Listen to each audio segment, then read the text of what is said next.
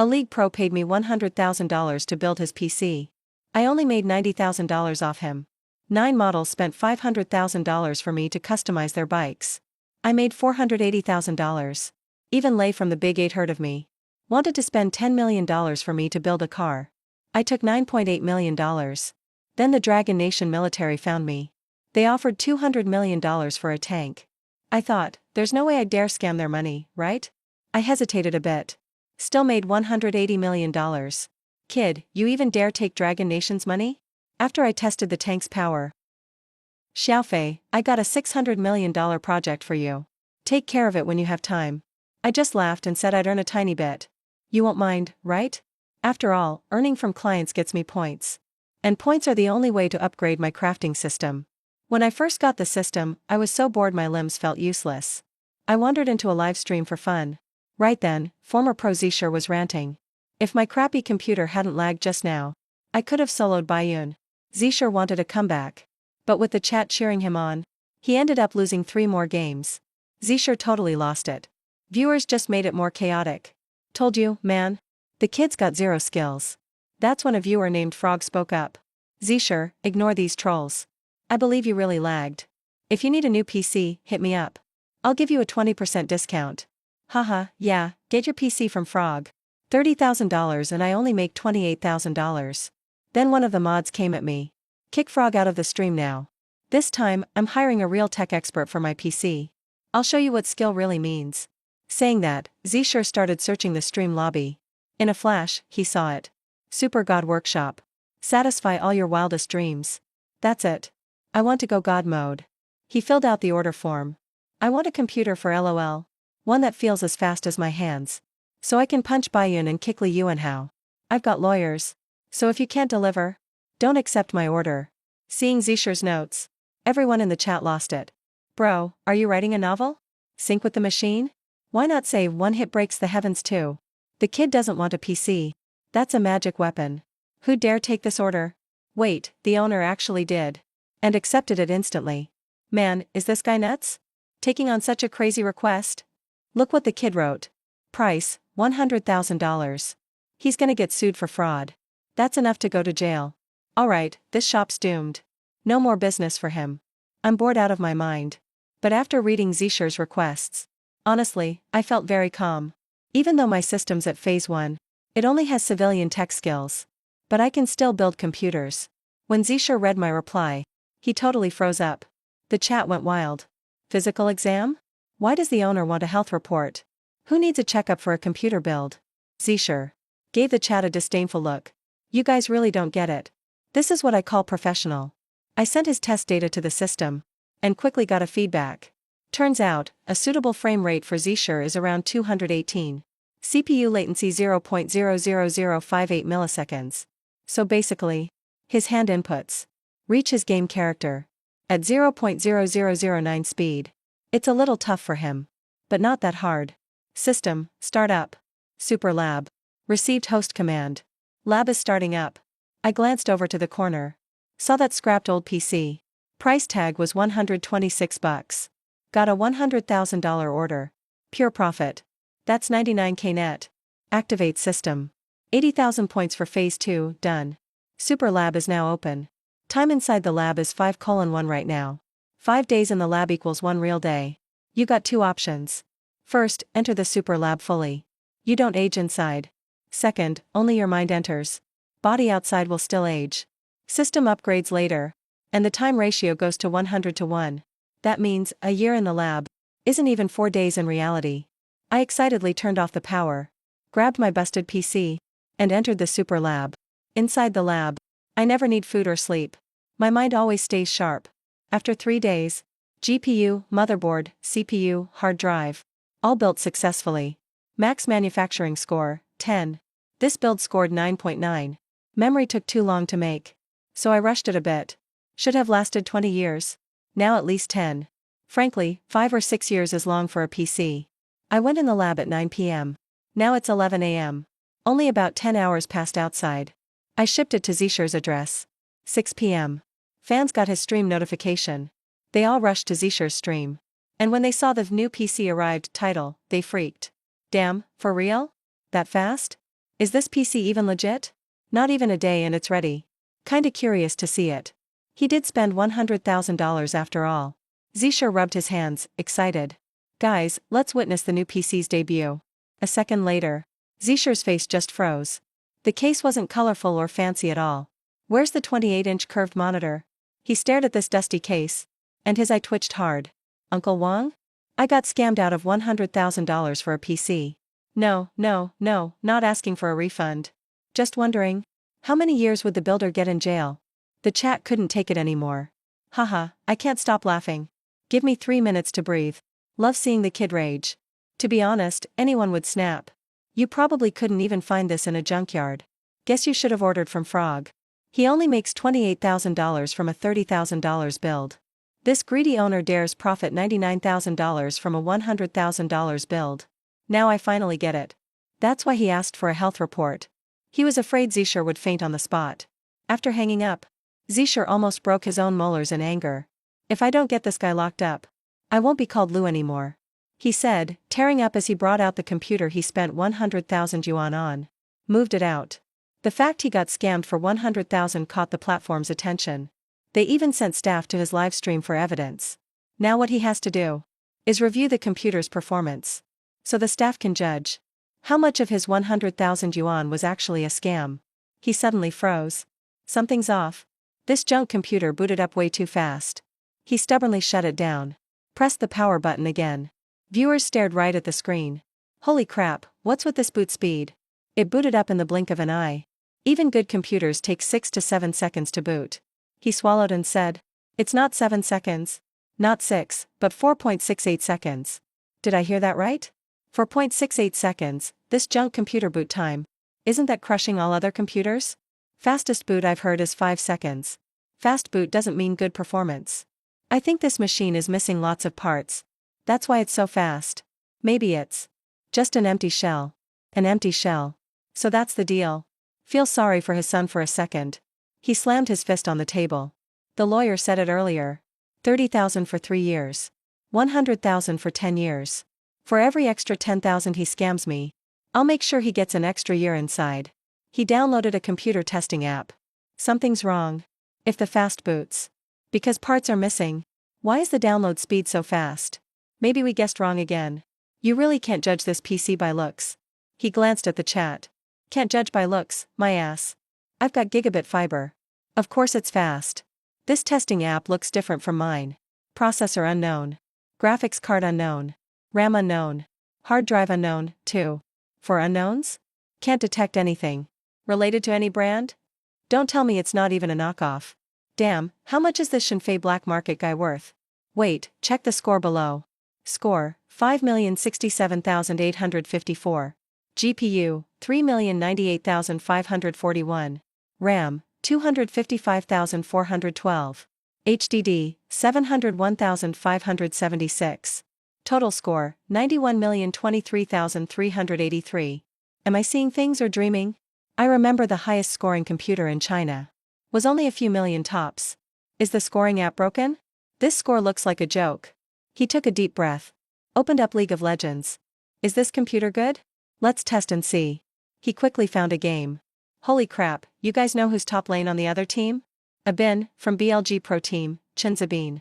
Waiting for his son to get destroyed. Abin just lost at Worlds. Going up against him, you'll get turned into a scrub. He smirked. It's just Abin. Honestly, my computer's the problem. Otherwise, forget Chen Zhabin. Even that kid from Jiangqing Road wouldn't stand a chance. Chat burst out laughing at this. P-Squad prepping their memes. Quick, wake his son up with a roast. Diabetes jokes to the back. Don't let him get even a little pride. Game started. Viewers couldn't sit still. His moves were smoother than ever. Never seen him play like this before. He'd rather stand and die than run to the turret. Started a level 1 duel with Abin. Suddenly noticed. Playing with this computer made him instantly way better. Normal hits and skills flowed perfectly. Am I seeing things or dreaming? He solo killed Abin at level 1. Grandpa's a beast. Grandpa, come back to gaming. With your skills, world champ would be no big deal. He got more confident as he played. Carried his 4 teammates and won. Abin, don't feel bad. Seems like it's because of his new PC. Check out his stream and you'll see. Then Wu Zai, Xiao Hu, and others heard about it. So they rushed over to his stream. He sat in front of the computer, still stunned. He was just joking about merging with the machine. But this computer actually made it happen. Just then, his phone rang. Uncle Wang, you're about to sue Shenfei? Don't, Shenfei's my own bro. I'll explain this later. Anyway, this computer is totally worth the 100,000 yuan. After that, he tested another big game. Damn. The cooling fan didn't even spin. Fan's not spinning. Means the CPU isn't overloaded at all. Thought the computer would hit its limit. But didn't even get close. Viewers flooded the chat. So Fei Ji's computer is insane. I admit I was wrong. Fei Ji, will you forgive me? Fei Ji's awesome. Fei Ji's the real tech genius of Dragon Country. I woke up groggy in the afternoon, opened my phone, and saw the stream's ranking. Skyrocketed to the front, like a rocket. I figured the PC I set up for him would get some views. Didn't expect it'd blow up this much. Looks like now, don't have to worry about upgrade points. Congrats, Su got points. System upgraded to Phase 2. Category a civilian tech. Encyclopedia level skills now in your brain. Including, but not limited to, AAC, cars, phones, and advanced manufacturing. Actually, I'm more interested in Phase 3 of the system. Military manufacturing. But upgrading from Phase 2 to 3 needs 10 million points. I sighed. Even if I got 100,000 points daily, it'd still take 100 days. I checked the new orders in the back end. Mostly for custom PCs. Highest is just 150,000. Come on, unleash your imagination. I don't just build computers. If you dare to dream, I dare to build. Suddenly, a 500,000 yuan order popped up. Then Hai Xiaomei's stream exploded. Wow, everyone's asking Fei Ji for PCs. But you're asking him to build bikes. Haha. Feels like this lady just wants Fei Ji's fame. Go ahead and ride the hype. Sooner or later, drama's coming. Looking at the comments, Hai Xiaomei's face went dark. Stop calling me old lady. I'm only 27. I truly love motorcycles. Just not the mainstream ones. And they say I'm chasing clout. What the heck am I doing? And right at that moment, the chat blew up again. Oh my goodness. Feej took the old lady's order. Did Feej click the wrong order by accident? I don't think it was a mistake. That's just the scammer in him showing. Haha, dude above is hilarious. Feej's PC builds are insane. But honestly, the looks are trash. The computer case is super cheap. Feej doesn't even want to spend a bit more. I checked Haixia Miai's requirements for her order. Feej, she wants you to build her a bike now. Everyone says real speed shows on curves. But I can't handle corners. So I want a bike that's fast in a straight line. The faster, the better. Also, I'm a girl, you know. Brother Shenfei, make the bike look pretty. Love you. After reading her sweet message, I had goosebumps everywhere. She really is a young girl in her prime. For her riding, I'm focused on stability first. Can't let a tiny stone on the road cost her life. Of course, speed matters too. Looks like I'll have to spend big this time. I searched the warehouse and gathered all the parts for the bike. Spent a total of 12,000 yuan. Seeing that number really stings. 12,000 points gone just like that. I quickly built the bike's frame and made it super solid. Engine and transmission have to be made carefully. Those two decide the bike's speed. The design part took a lot too. About 15 days later, I looked at the bike I built with my own hands and smiled, pretty satisfied. After system check, you scored a perfect 100 this time. For the outer shell, your skills have reached new heights. Reward, 100,000 points. Guess the system isn't always stingy. A surprise bonus feels nice. Lab time used to run 5:1 with real time. But after level 2, it's up to an insane 30:15. A day's work only takes half a day in the real world. I packed everything up and sent the bike to Haixia Miai. Guys, look. The old lady's live stream room. Title, Feej's new bike just arrived. Wow. Not even a day. Feej already finished her bike. Any motorcycle experts watching this? Is that speed normal? I've been riding for 10 years. If it took him just one day, it's probably not quality work, haha. Told y'all the old lady was gonna get scammed by Feej. And now it really happened. So, Feej is still a top-class scammer. Makes you wonder about that 500,000. How much did Feej make off her this time? The PC Feej built for his son before. I did the math. Except for Feej's custom parts, the rest total less than 200 yuan. Here's my bold guess. Feej got 500,000. Made at least 400,000 profit. The guy above is still lowballing it. Under 450,000 profit. Feej can't call himself king of scams. Chat just keeps going. And it won't stop. In a private villa, Hixie Miyai sits in front of her PC, reading those live comments. She actually gets red-faced. What does my bike have to do with you guys? I just like what I like, that's it. Good thing I didn't stream. These trolls are so annoying. Hixie Miyai puts her hands on her hips, grumbling in frustration. She happily unboxes her package. Isn't it awesome? Why listen to other people's nonsense? Humph, I'll unbox it myself. If you want to see my new ride, too bad. Hixie Miyai huffed twice in the end. In just a couple of minutes, she tore open the big cardboard box holding the bike. But seeing the bike in front of her, her eyelids started twitching hard. Shenfei, did you really scam me? You're so annoying, seriously. How come you're exactly like those trolls said? Scammer, seriously a scammer. This bike really is aerodynamic. But good looking? Not at all. Especially in the sunlight. The outer shell looks like rusty iron. That's been scrubbed clean. It's as ugly as it gets. Hixie Miyai almost wanted to cry. But as soon as she gets on the bike and turns the key, it all stops. Wait, gas? Shenfei, you jerk. You're the worst scammer ever. I spent 500,000 on this. And you can't even fill up the tank for me? Shenfei, don't think I won't call the cops. Let me test the speed first. If I'm not happy, I'm calling the police for real. But before calling the cops, she obviously has to buy gas first. On Tiger Shark platform, in Hixie Miyai's stream, more and more viewers showed up. People flooded in. Her popularity nearly matched her actual streams. Everyone's definitely curious about Hixie Miyai's new bike. Whoa, guys. Guess what I just saw? Just now. I spotted the old lady. Whoa, dude. You saw her? Quick, take a photo. What's her new bike like? The chat in the live stream totally blew up after a user named DefeatAll commented. Like an explosion.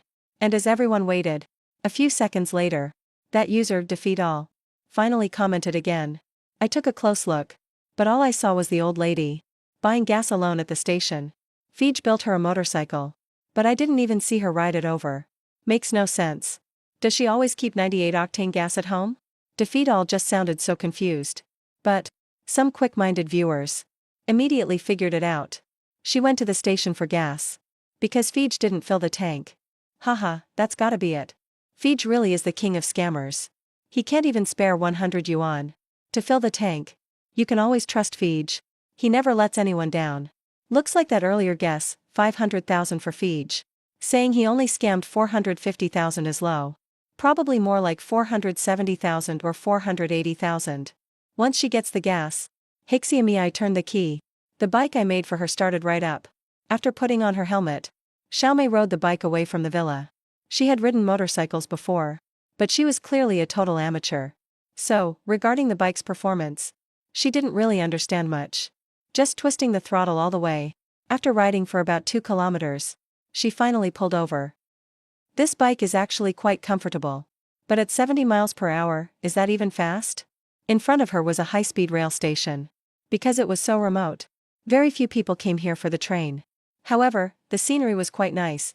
So whenever Xiaomei was upset, she liked to come here and sit. Just to be alone for a while. It always managed to heal her mood.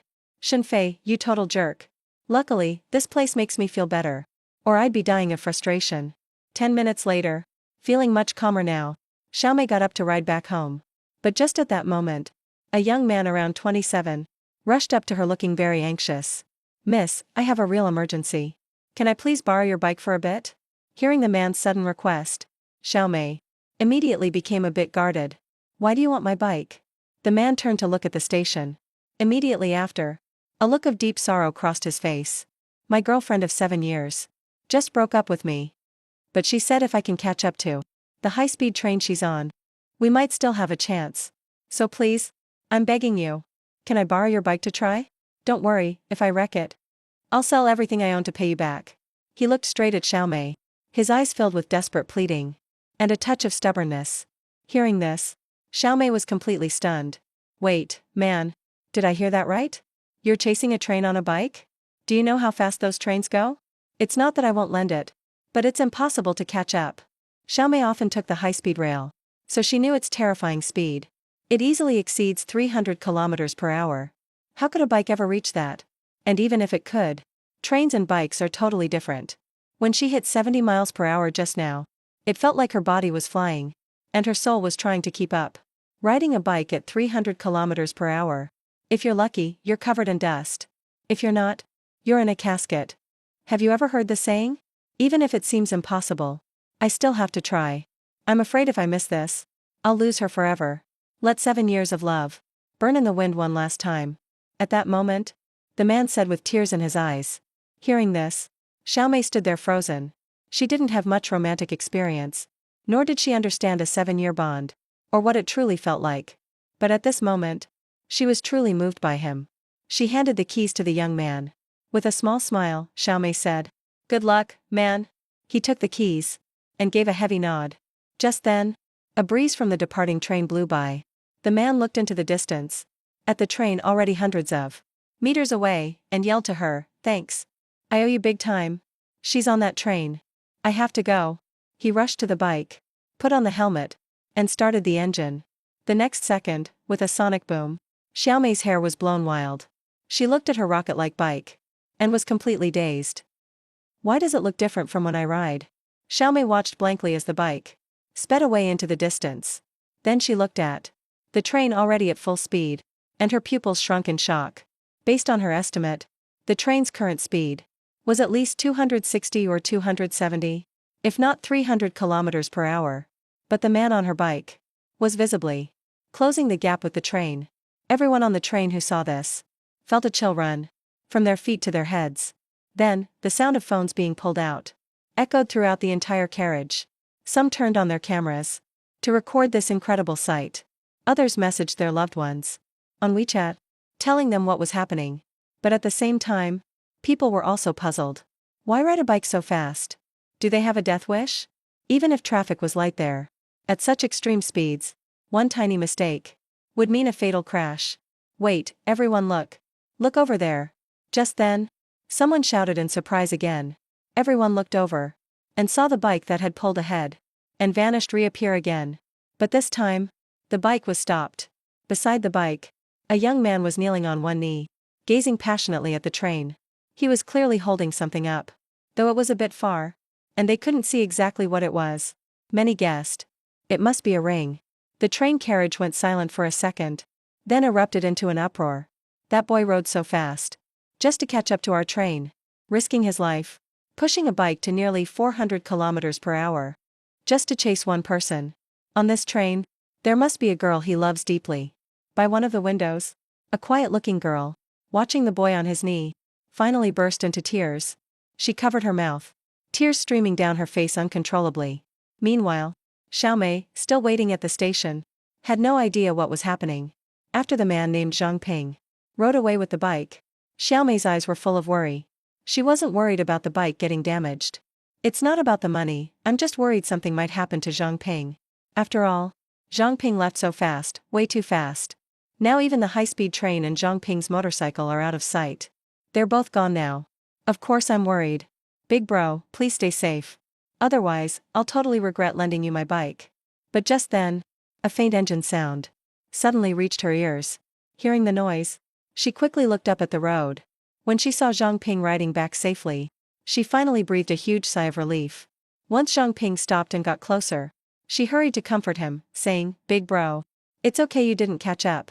At least you gave it your best shot. Now you have no regrets." "Girl, are you doubting my skills? Or maybe your motorcycle is just that good. Maybe I just don't ride well enough, so I couldn't catch the high-speed train. But I used to be a riding fan," Zhang Ping said with a big smile. Hearing that, this time it was her turn to be shocked. "The motorcycle is too powerful. No way it can't catch up to a high-speed train." "Wait, big bro, are you saying you actually caught up?" she asked, looking amazed. Zhang Ping nodded happily. Then he turned to look at the bike behind him, his eyes full of awe. "Honestly, at first, I thought catching the high-speed train was impossible. But I didn't want to have any regrets. So I hopped on your bike, gunned the throttle and shifted hard. Then I was shocked to find, with your bike's speed, even the high-speed train looked to me as slow as a snail. I thought maybe the train was moving slow.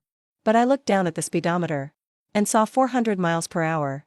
That converts to over 600 kilometers per hour.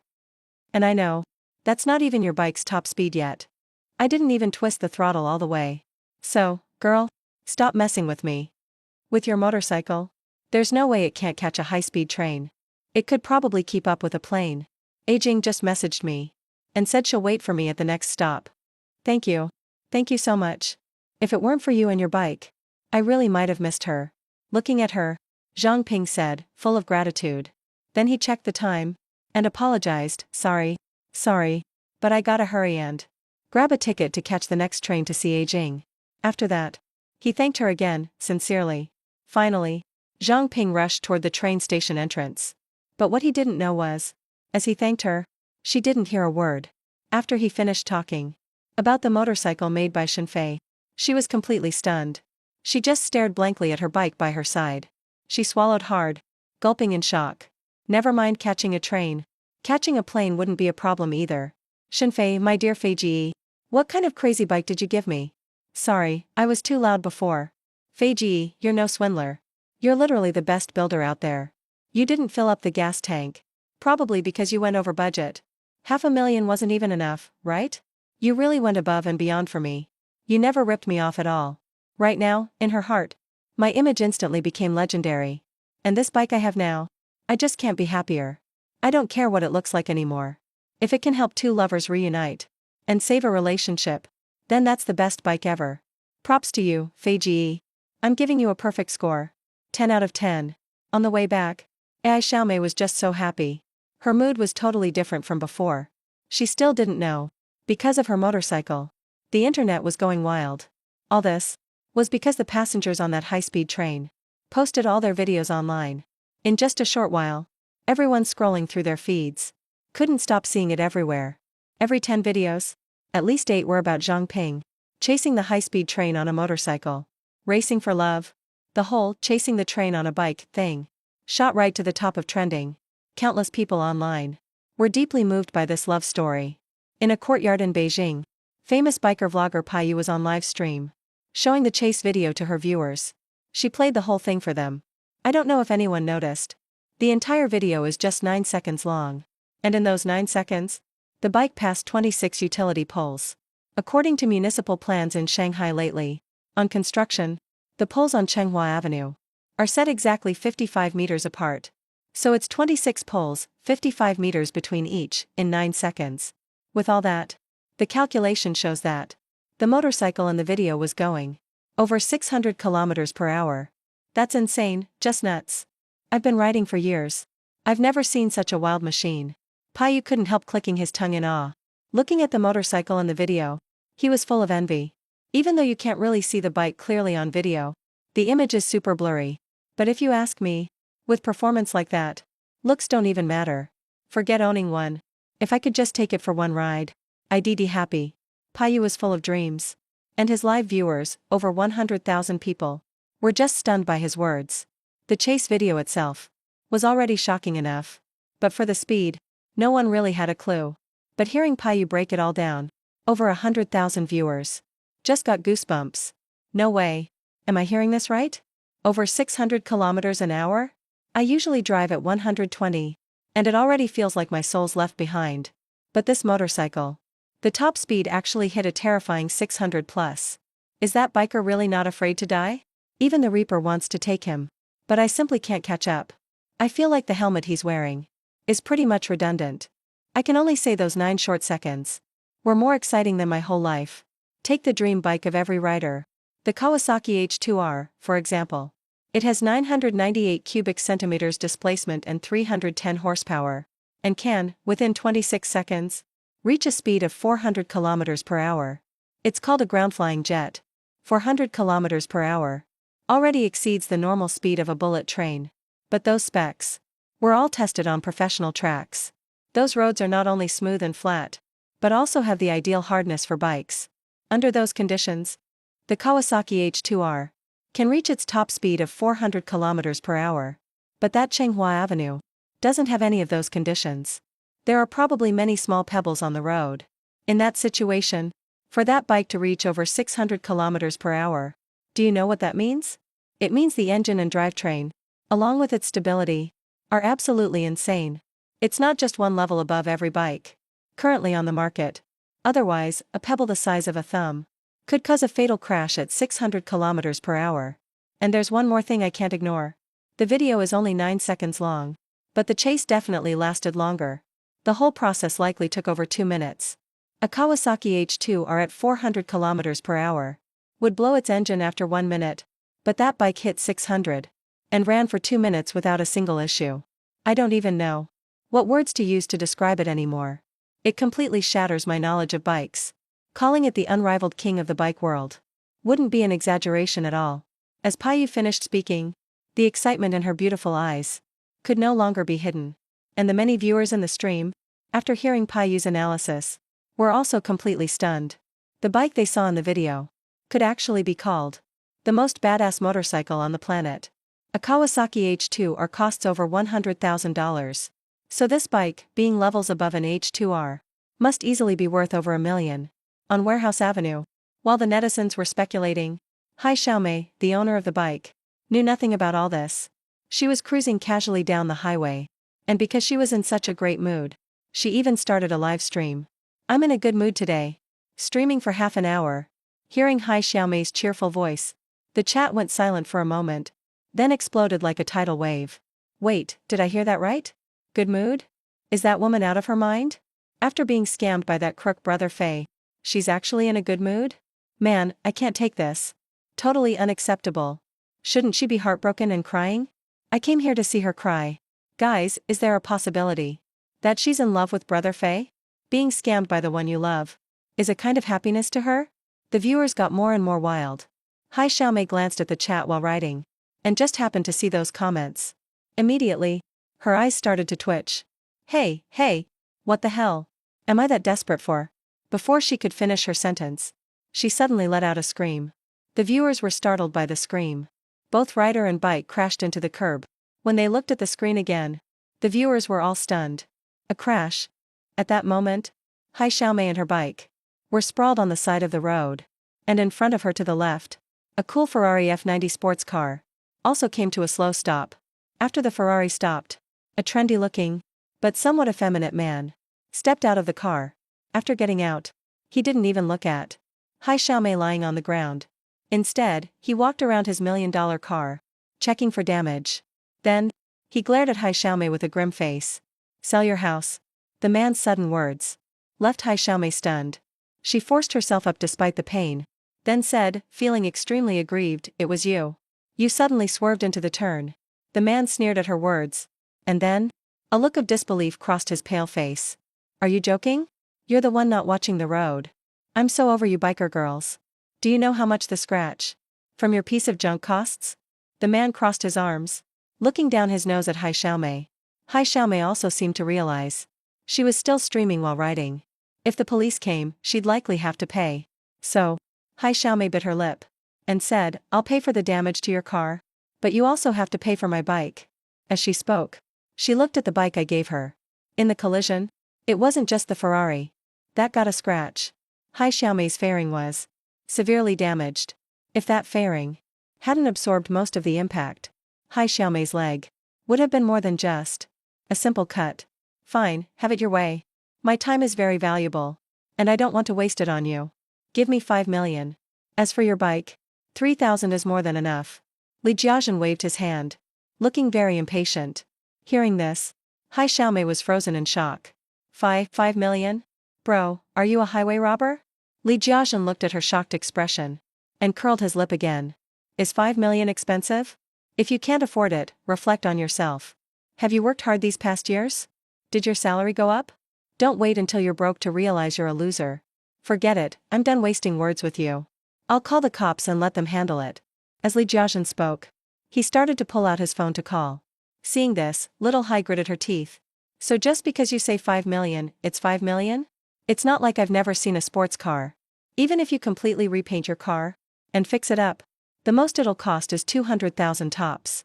I can pay you that much. But you have to fix my bike too. Let's be clear first. I don't want your money. I just want my bike fixed like before. In the end, the look in little Hai's eyes couldn't help but show a bit of heartache. The bike Shenfei got her. She really loves it now. Now the shell got smashed and is out of shape. Of course it hurts her. Looking worldwide, my Ferrari F90 is one of a kind. Not to mention Mr. Manzoni personally designed it. And your crappy bike? You still expect me to find someone to fix it? I don't have time for that. I make more in an hour than your junk bike is worth. Here's 100 grand. That should cover your lousy bike, right? This bike is so ugly. It's just disgusting. Looking at it one more second just dirties my eyes. Now that I bought it, I'm the one who decides what to do with it. Eru, smash it for me. Li Jiazhen threw a bank card on the ground. Then he turned to look over at a big, burly man standing nearby. Earlier, even the livestream viewers didn't notice. Someone else got out of Li Jiazhen's car. Now that bodyguard-looking guy called Eru heard Li Jiazhen's order and immediately rolled up his sleeves and started walking towards Little Hai's bike. Along the way, that big guy even picked up a brick off the ground. Looked like he really planned to follow Li Jiazhen's words and smash the bike to pieces. Watching the big guy with a brick, there's no way Little Hai wasn't scared. But she couldn't just watch her beloved bike get destroyed. Stop. Don't do it. Don't touch my bike. Little Hai bravely stood in front of the big guy. But he didn't even look at her. Just pushed her hard aside. The guy was already raising the brick, about to smash it down on the bike. Little Hai panicked, and tears started pouring down. I don't want your money. Don't smash my bike. But just as the brick in his hand was about to hit the bike, a dull bang suddenly rang out. Then Little Hai looked up, her pretty face still streaked with tears, and couldn't help but freeze. A few foreigners in suits had suddenly appeared, and they just shoved Li Jiazhen's bodyguard away, sending him back 7 or 8 meters. Little Hai still hadn't processed what just happened when an old, white-haired foreign man came rushing out. He ran to Little Hai, knelt by her bike and looked absolutely heartbroken. Oh God, who did this? Whoever it was, I'll have Jesus curse him. Curse him. The old man kept talking as he actually started wiping away tears. Now it wasn't just little Dumbstruck who was shocked. Even Li Jiechi next to him couldn't help but furrow his brows. But, looking at the old man and those foreigners in suits, Li Jiazhen didn't dare act tough. Who are you? His voice slowly echoed around the scene. The old foreign man ignored him and just mumbled to himself, then turned excitedly to look at Little Hai. Esteemed miss, I'm the chief head of the Chrysler Group China division. Muda. 20 minutes ago, our company's information team found Mr. Zhang Ping. After consulting with Mr. Zhang Ping, we learned that the bike capable of hitting over 600 kilometers per hour is yours. Now, on behalf of Chrysler Group, I greet you, esteemed lady, and hope you can transfer this incredible bike to us. Of course, rest assured, we'll give you a price you'll be happy with. Muda's bright eyes made Little Hai a little creeped out, and the way he spoke flawless Chinese made Little Hai just freeze in shock. As for the countless viewers watching the stream, there was a moment of silence. Then total chaos. Damn, did I hear that right? Is the old foreign guy saying the bike that chased the high-speed train belongs to that lady? That bike everyone's been raving about, the one that's legendary in the bike community, was actually made by Fei Ge? Wasn't everyone saying it's just a marketing stunt? Babe, slap me. I think I'm hallucinating watching this live stream. Seeing that Little Hai was still spaced out, Muda turned and looked coldly at Li Jiazhen. Muda gently waved his hand, and the big foreign security guys next to him headed straight toward Li Jiazhen. They walked over right at him. Li Jiazhen saw this. His throat moved, and he swallowed. He stammered, "What are you doing? This is a nation of laws. Hitting people is a crime." Before Li Jiazhen could finish, another dull bang sounded. Turns out those foreign bodyguards weren't going for him, but went right past him, pulled out batons, and started smashing his multi-million-dollar sports car. Hit after hit, the sound of metal and glass echoing in the air. Not even a few seconds later, Li Jiazhen's Ferrari, all shining and bold, was wrecked beyond repair. Seeing this scene, Li Jiazhen couldn't help but twitch at the corner of his eyes. But with those foreign bodyguards around, he didn't dare say a word. Not far away, Little Hai had just snapped out of her daze and came to her senses. Looking at this wild scene, she hurriedly said, "Uncle Muda, I never said I wanted to sell you the bike." Little Hai thought Muda was helping her out, but when he heard her, Muda just shook his head slowly and said, "My esteemed lady, this has nothing to do with whether I'll sell you the bike or not. He damaged this gift from God to humanity. Of course I want payback. What a perfect motorcycle.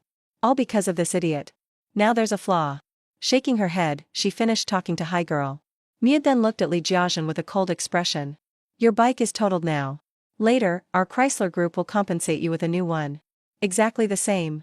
But for what you did to this bike, Our Chrysler Group is ready to fully represent this distinguished lady and take legal action against you. If the bike's shell can be restored, it's better if it can't. Then you'll face the most serious legal consequences. Our entire Chrysler Group legal team will treat this case as our top priority. Of course, before that, I need to remind you, the shell of this motorcycle is directly related to its insane stability. This kind of tech has never appeared anywhere in the world. Every word from Mude was hitting hard, echoing around the scene. Li Jiajun was completely stunned, just thinking about how he'll face an entire international company's legal department. Li Jiajun couldn't stop shaking. As for the countless viewers online, after what Mude said, they finally got it.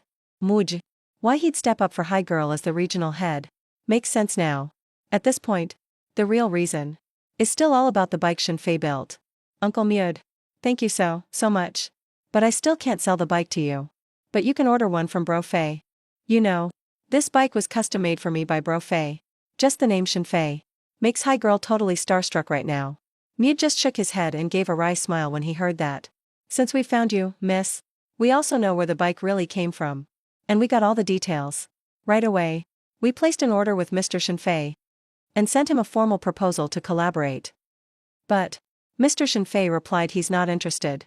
Mr. Shenfei, he only sells products, not patents. If we figure out how Shenfei's tech works, he'll let us use it. We just have to pay royalties. Just a licensing fee, that's all. That's why we're so eager. How about this? My distinguished lady, on behalf of our group, I'd like to rent this amazing motorcycle from you. For a while. It won't be long. 3 days is enough. In 3 days, I'll return the bike to you in perfect condition. Mude looked at Hi Girl expectantly and said. And after hearing this, Hi Girl didn't say no. It's just a 3-day rental. She could live with that. And as for the millions online, the chat just blew up instantly after that. Is this my idol Bro Fei or what? He's too cool. Only sells the product, not the patent. Even facing a big group like Chrysler, Bro Fei didn't even blink. I can totally imagine. Bro Fei probably turned down a huge number. Seriously, with a bike worth 10 million, Mude even said he didn't mind wrecking it. The price they offered must have been 9 digits easy. All I can say is, the tech in Bro Fei's bikes is literally priceless. Bro Fei's awesome in every way. Just way too many orders. When's it gonna be my turn? Countless viewers kept talking non-stop. No sign of it slowing down. And the smart ones? Already raced to my live stream room. Just like always, all I do on my channel is take orders. Never actually stream. But right now, I can't believe how many are pouring in. The numbers just shattered all records. 2 million, 3 million, 5 million. Until the stream heat index shot up to 8 million, then finally started slowing down. And now, pending orders have shot past 800,000. And that number is still growing crazy fast. The craziest part is, the price for these orders is just insane. The current top 10 orders, even the lowest price has topped 1 million. They're all coming to me for custom bikes. The top 5 are all major motorcycle manufacturers. And the prices they're offering have already reached 3 million. It's clear they're acting just like the Chrysler Group. They have the same goal, to buy a bike I built and study the tech I used on it. But they're disappointed because, up till now, I haven't accepted a single order. In the livestream chat, tons of viewers and motorcycle companies are all waiting for me to pick an order. But after a few hours, I still haven't made a move. It seems like I'm not paying any attention to the stream. A lot of motorcycle fans are getting restless. So they all rush to the Chrysler Group's official site. After all, they're the only group holding a Shenfei motorcycle now. And even if I take an order, I'll only accept one at most. But what if Chrysler makes a breakthrough over there? Then everything changes. Maybe soon, everyone will be riding a Shenfei Old Koof bike. Hey Old Koo, have you figured out Shenfei's tech yet? We're just waiting for you to build one.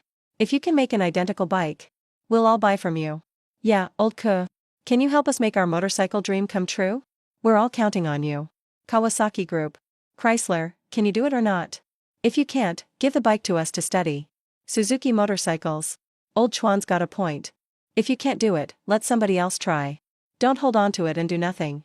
The message board under Chrysler's official site is really popping off right now. It's not just regular motorcycle fans who are urging them on. Even the big bike manufacturers are pressuring Chrysler Group now. And under all this pressure, Chrysler's official site gave a reply pretty quickly. They responded promptly. After thoroughly testing Mr. Shinfei's motorcycle, doing a full checkup, we regret to inform all fans following Chrysler Group. First, for Mr. Shinfei's custom bike. On certain tech aspects, we just can't break through at this point. It'll take at least 3 years, minimum.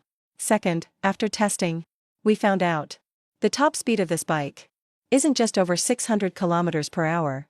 It can actually reach 798 km per hour. That's almost 800 km per hour. And that's because Mr. Shinfei's materials weren't even the best available. Certain components, Mr. Shinfei seemed to cut back on purpose. If he didn't hold back, we believe it could easily break 800 km per hour. Finally, our Chrysler board has decided unanimously to invite Mr. Shinfei for unlimited future collaboration. He truly is the future and hope of the motorcycle world. Motorcycles will thrive because of him. This statement from Chrysler Group is packed with information.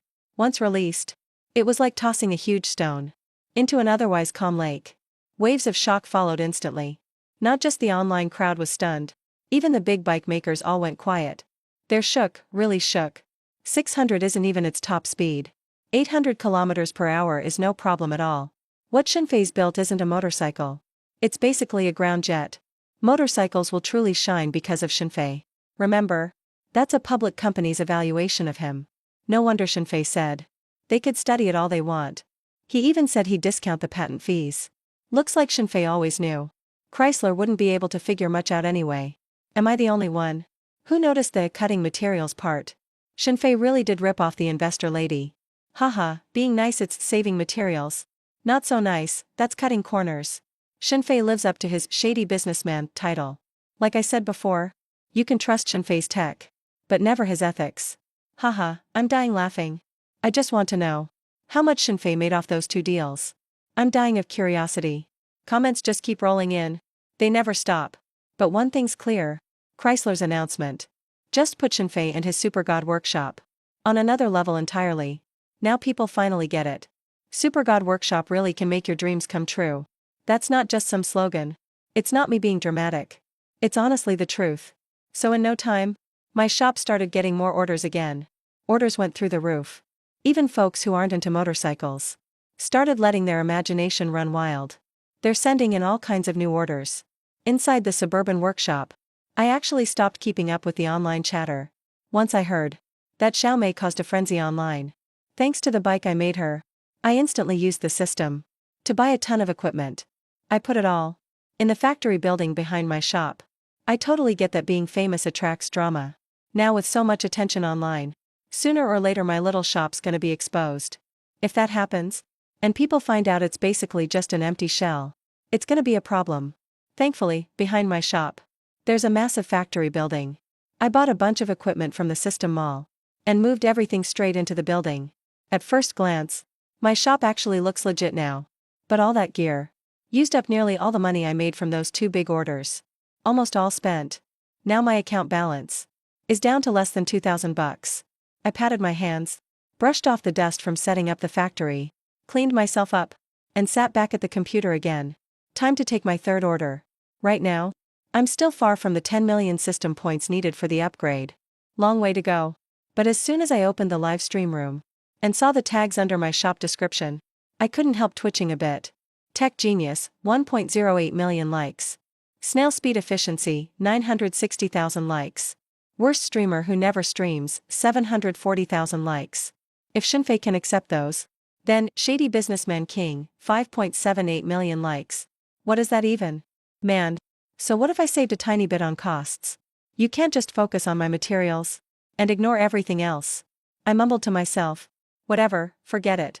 If I'm a shady businessman, so be it. It's all the system's fault. And they only figured out that I made money. But there's no way they could guess how much I made. I said confidently. But at that moment, a system alert popped up. And I was honestly stunned. Ding. Periodic financial report is being generated. Expected completion within a week. The system will automatically announce the financial report in the host's live stream. The system's soft voice rang in my mind. But right then, the system's voice sounded ice cold to me. After being silent for more than 10 seconds, I finally exploded, face dark. System, are you kidding me? I'm just a small manufacturing shop, not some big listed company. Why announce a financial report? You told me to make money from them. And now you're stabbing me in the back. Are you even human? Or do you think my life has been too easy? Trying to get those customers to kill me? My chest was heaving. The anger in my eyes felt almost real. Lucky the system can't be seen or touched. Otherwise, I'd want to teach it a lesson myself. Right now, people online are just guessing how much money I made. When the financial report is released, it won't even matter if people call me a shady investor or not. That's not the point anymore. I'm just worried that one day, if the shop's address gets leaked, there'll be a mountain of blades at the door. I was fuming. But after the alert, the system totally went silent. No matter how much I yelled, there wasn't the slightest reply. I took a deep breath. I knew it was pointless to talk to the system. This system is just here to mess with me. I straightened up at my computer again. Still mad, I started checking orders. Looking at all these fancy orders, and their sky-high prices, my mood actually improved a little. After Chrysler publicly said, my motorcycle tech couldn't break through for now, all the big airport companies gave up. So the prices didn't go any higher. But the top orders now are between 3 and 3.5 million each. At this rate, just a few more motorcycle orders, and I can reach 10 million soon. That'll upgrade the system points, and the system will reach phase 3. Upgrading is important, but honestly, enjoying the challenge and pushing myself matters even more. Otherwise, when it hits phase 3, or even 4, 5, 6, the functions will get way stronger, but I might not be able to keep up. Thinking this, I stopped what I was doing, planning to wait for the right order. Or maybe later. If there are no good orders, I'll just pick the one with the highest price. But just then, an order suddenly popped up in the back end. And it shot straight to number 1. The former first place was a motorcycle order for over 3.5 million. But this one blew it away. I was a little surprised. Then, I clicked open the order to check the details. At first glance, I frowned a little. But after reading it twice more, my eyes started shining. Alright, this is the one. As I accepted the new order, the internet blew up. Sharkstream platform. In the live stream where I run my shop, there were millions of viewers watching. Seeing me take that order, everyone was stunned. MeTech, what the hell? It's actually MeTech. Is Faye's reputation already big enough to reach Les Boss? Wait, is it really that MeTech with Les Boss?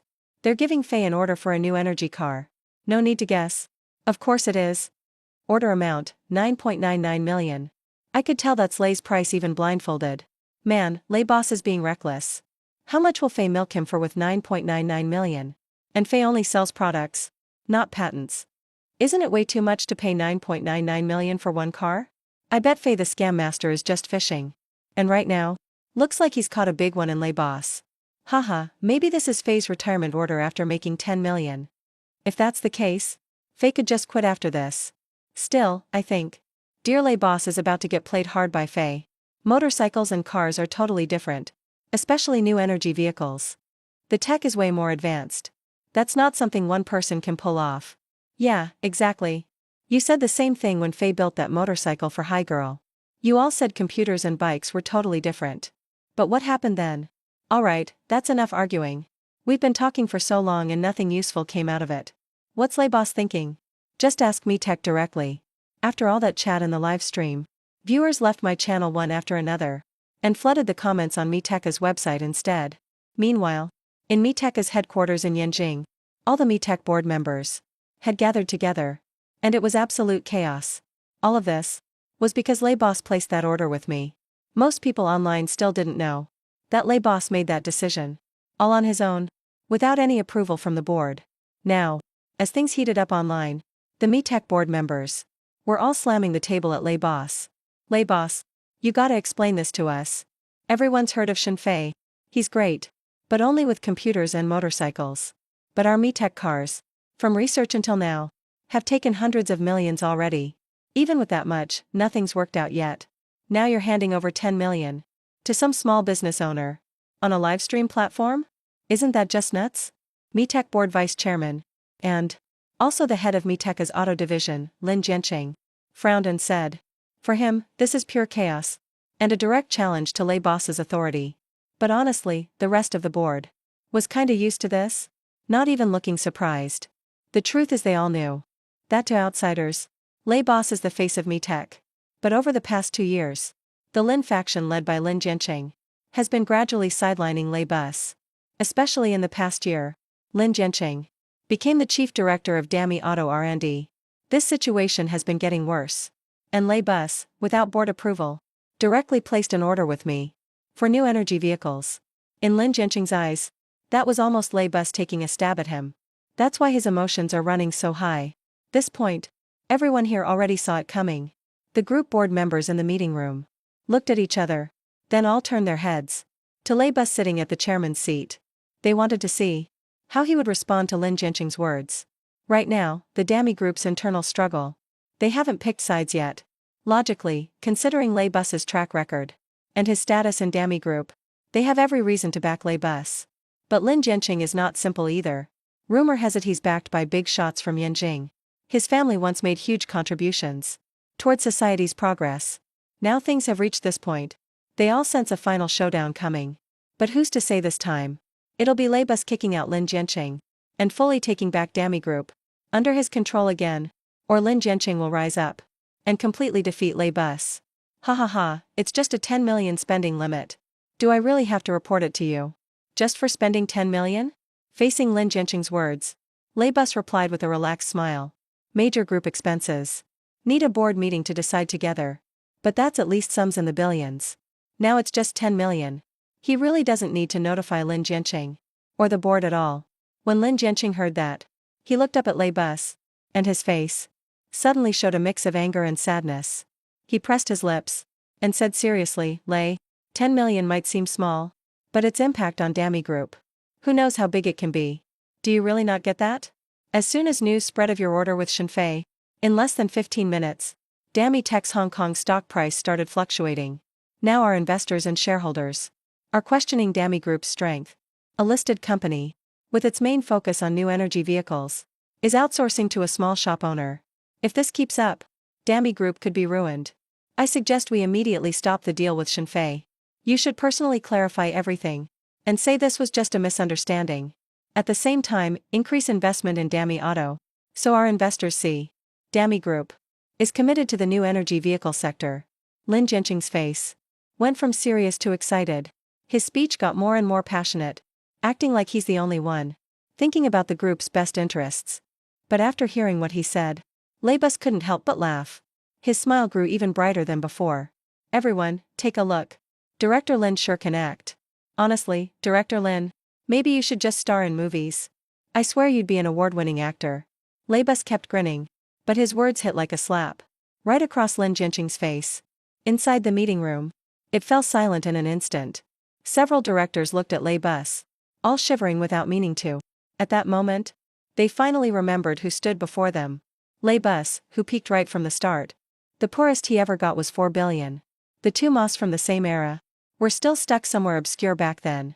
And every change in these directors' faces didn't escape Lin Jianqing's eyes. Lei Bus's harsh words kept echoing in his ears, and Lin Jianqing's face turned pitch black. Lei, what is that supposed to mean? Are you insulting me? Lin Jianqing spoke in a low, heavy voice that bounced off the meeting room walls. Lei Bus slowly put away his smile. So you're saying my decision made Dami Group's stock price fluctuate? Let me ask you, if we keep throwing money into Dami Motors non-stop and see nothing come out of it, will that really keep the stock prices steady? It's been a year, Lin Jianqing. I've had enough. My patience is gone. You accuse me of disrespecting you. Aren't you just bringing it on yourself? Lei Bus glared coldly at Lin Jianqing, totally unlike his usual kind self. He seemed like a stranger, almost scary. Hearing this, Lin Jianqing just went dead silent. A few seconds ticked by before Lin Jianqing slowly looked up. Since you put it that way, Lei, there's nothing left for me to say. Let's sign a bet agreement. Give me 3 days. If I can't lead Daming Motors to roll out the first Daming S7 car, I'll step down from my post as head of Daming Motors. No questions asked. But if I pull it off, you need to quit as executive director. Lei, do you dare accept? As soon as Lin Jianqing said this, the meeting room burst into noise. All the directors guessed. These two might go all in today, but they never thought it'd get this intense. Director Lin, think it over. Calm down. Lei, Lin, he's just mad right now. Don't take it to heart. Come on, guys. Let's all sit, have some tea, talk things through. The directors all started chiming in, each trying to get Lei Bus and Lin Jianqing to cool off. But Lin Jianqing just ignored them all and stared straight at Lei Bus. Like he was ready to face off to the end. As Lin Jianqing shot him that sharp look, Lei Bus suddenly seemed calm again. He leaned back in his chair and tossed a folder onto the table. Since we're betting, let's make it big. As Dami Group's executive director, I'll announce it publicly. 3 days from now, at Beishan Square, we'll have the launch event for Dami Motors. You show up with Dami's S7, I'll bring the car Shenfei gave me. We'll see who's the real winner. If you win, I'll not only step down as executive director, I'll also sell my Dami shares.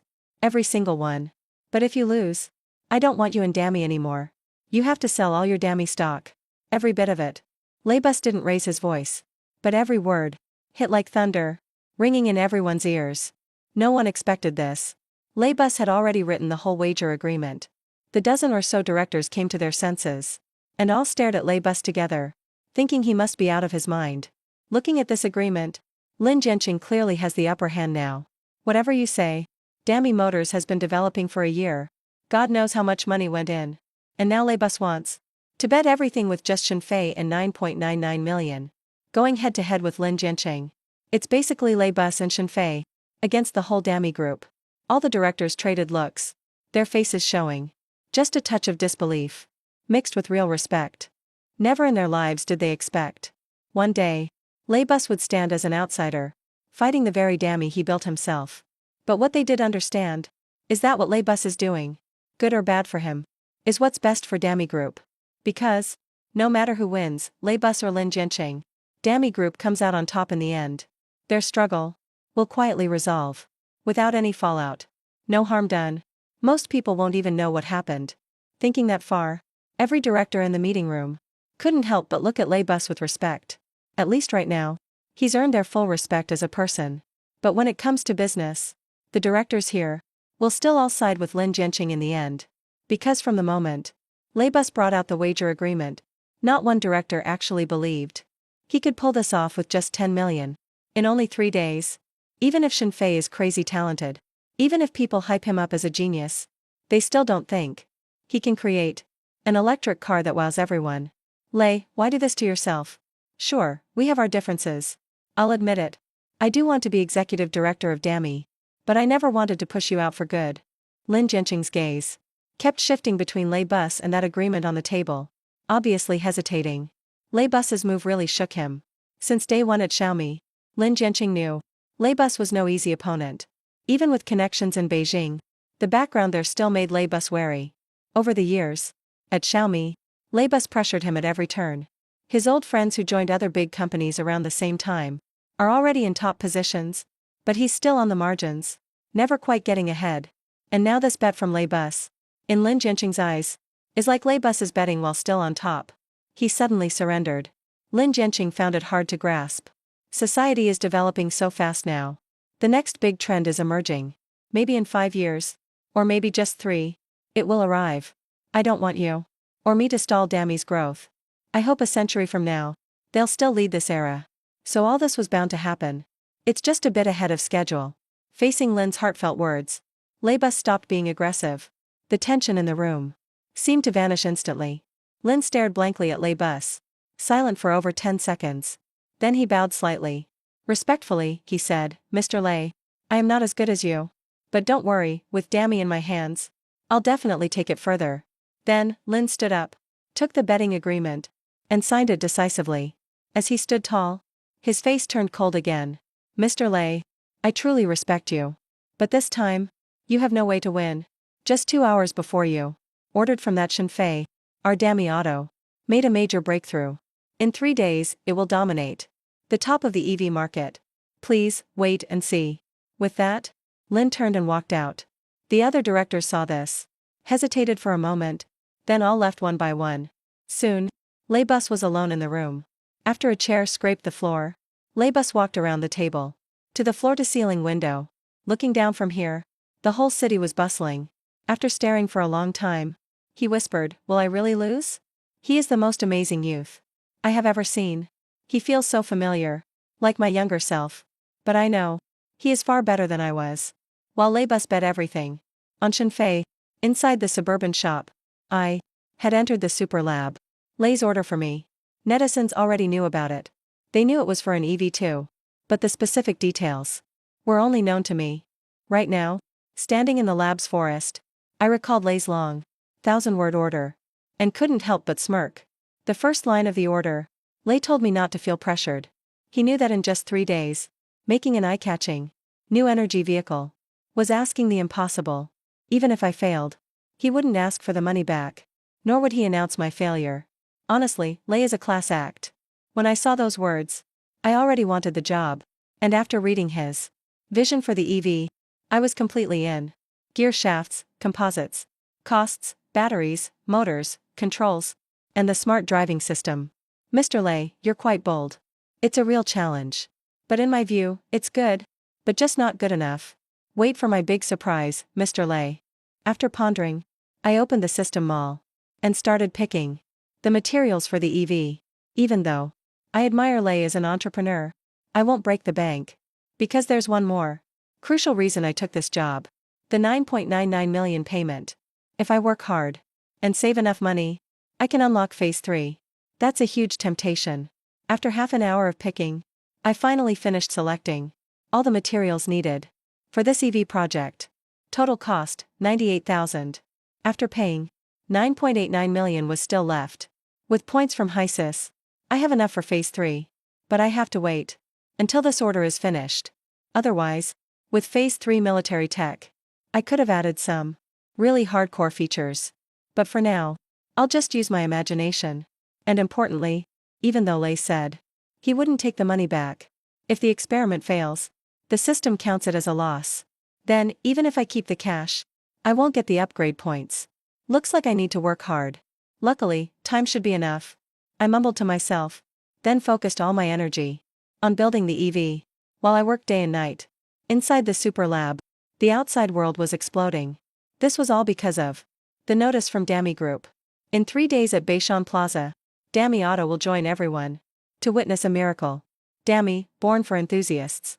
After the order news spread, countless netizens flocked to Dami's website. They wanted to know what Lei Bus was thinking. But unexpectedly, Dami dropped a bombshell. Am I in the wrong place? Is this a sci-fi movie set? I thought. Lei just wanted a car to play with. Who knew it'd be this big? 3 days? Only 3 days? That's too fast for a miracle. Since Dami announced it, let's just wait and see. We'll see the results in 3 days. Netizens were buzzing, assuming that at Beishan Plaza in 3 days, Dami Group would reveal the car Lei ordered from me. As for the bet between Lei and Lin, no one had a clue. Scenes like this are exactly what Lei Bus wants to see. No matter what happens in 3 days, whether Shenfei manages to build the car or not, Dami Group is already unbeatable. And because of me, everyone's now focused on Dami Group's new energy car launch. They're really interested now.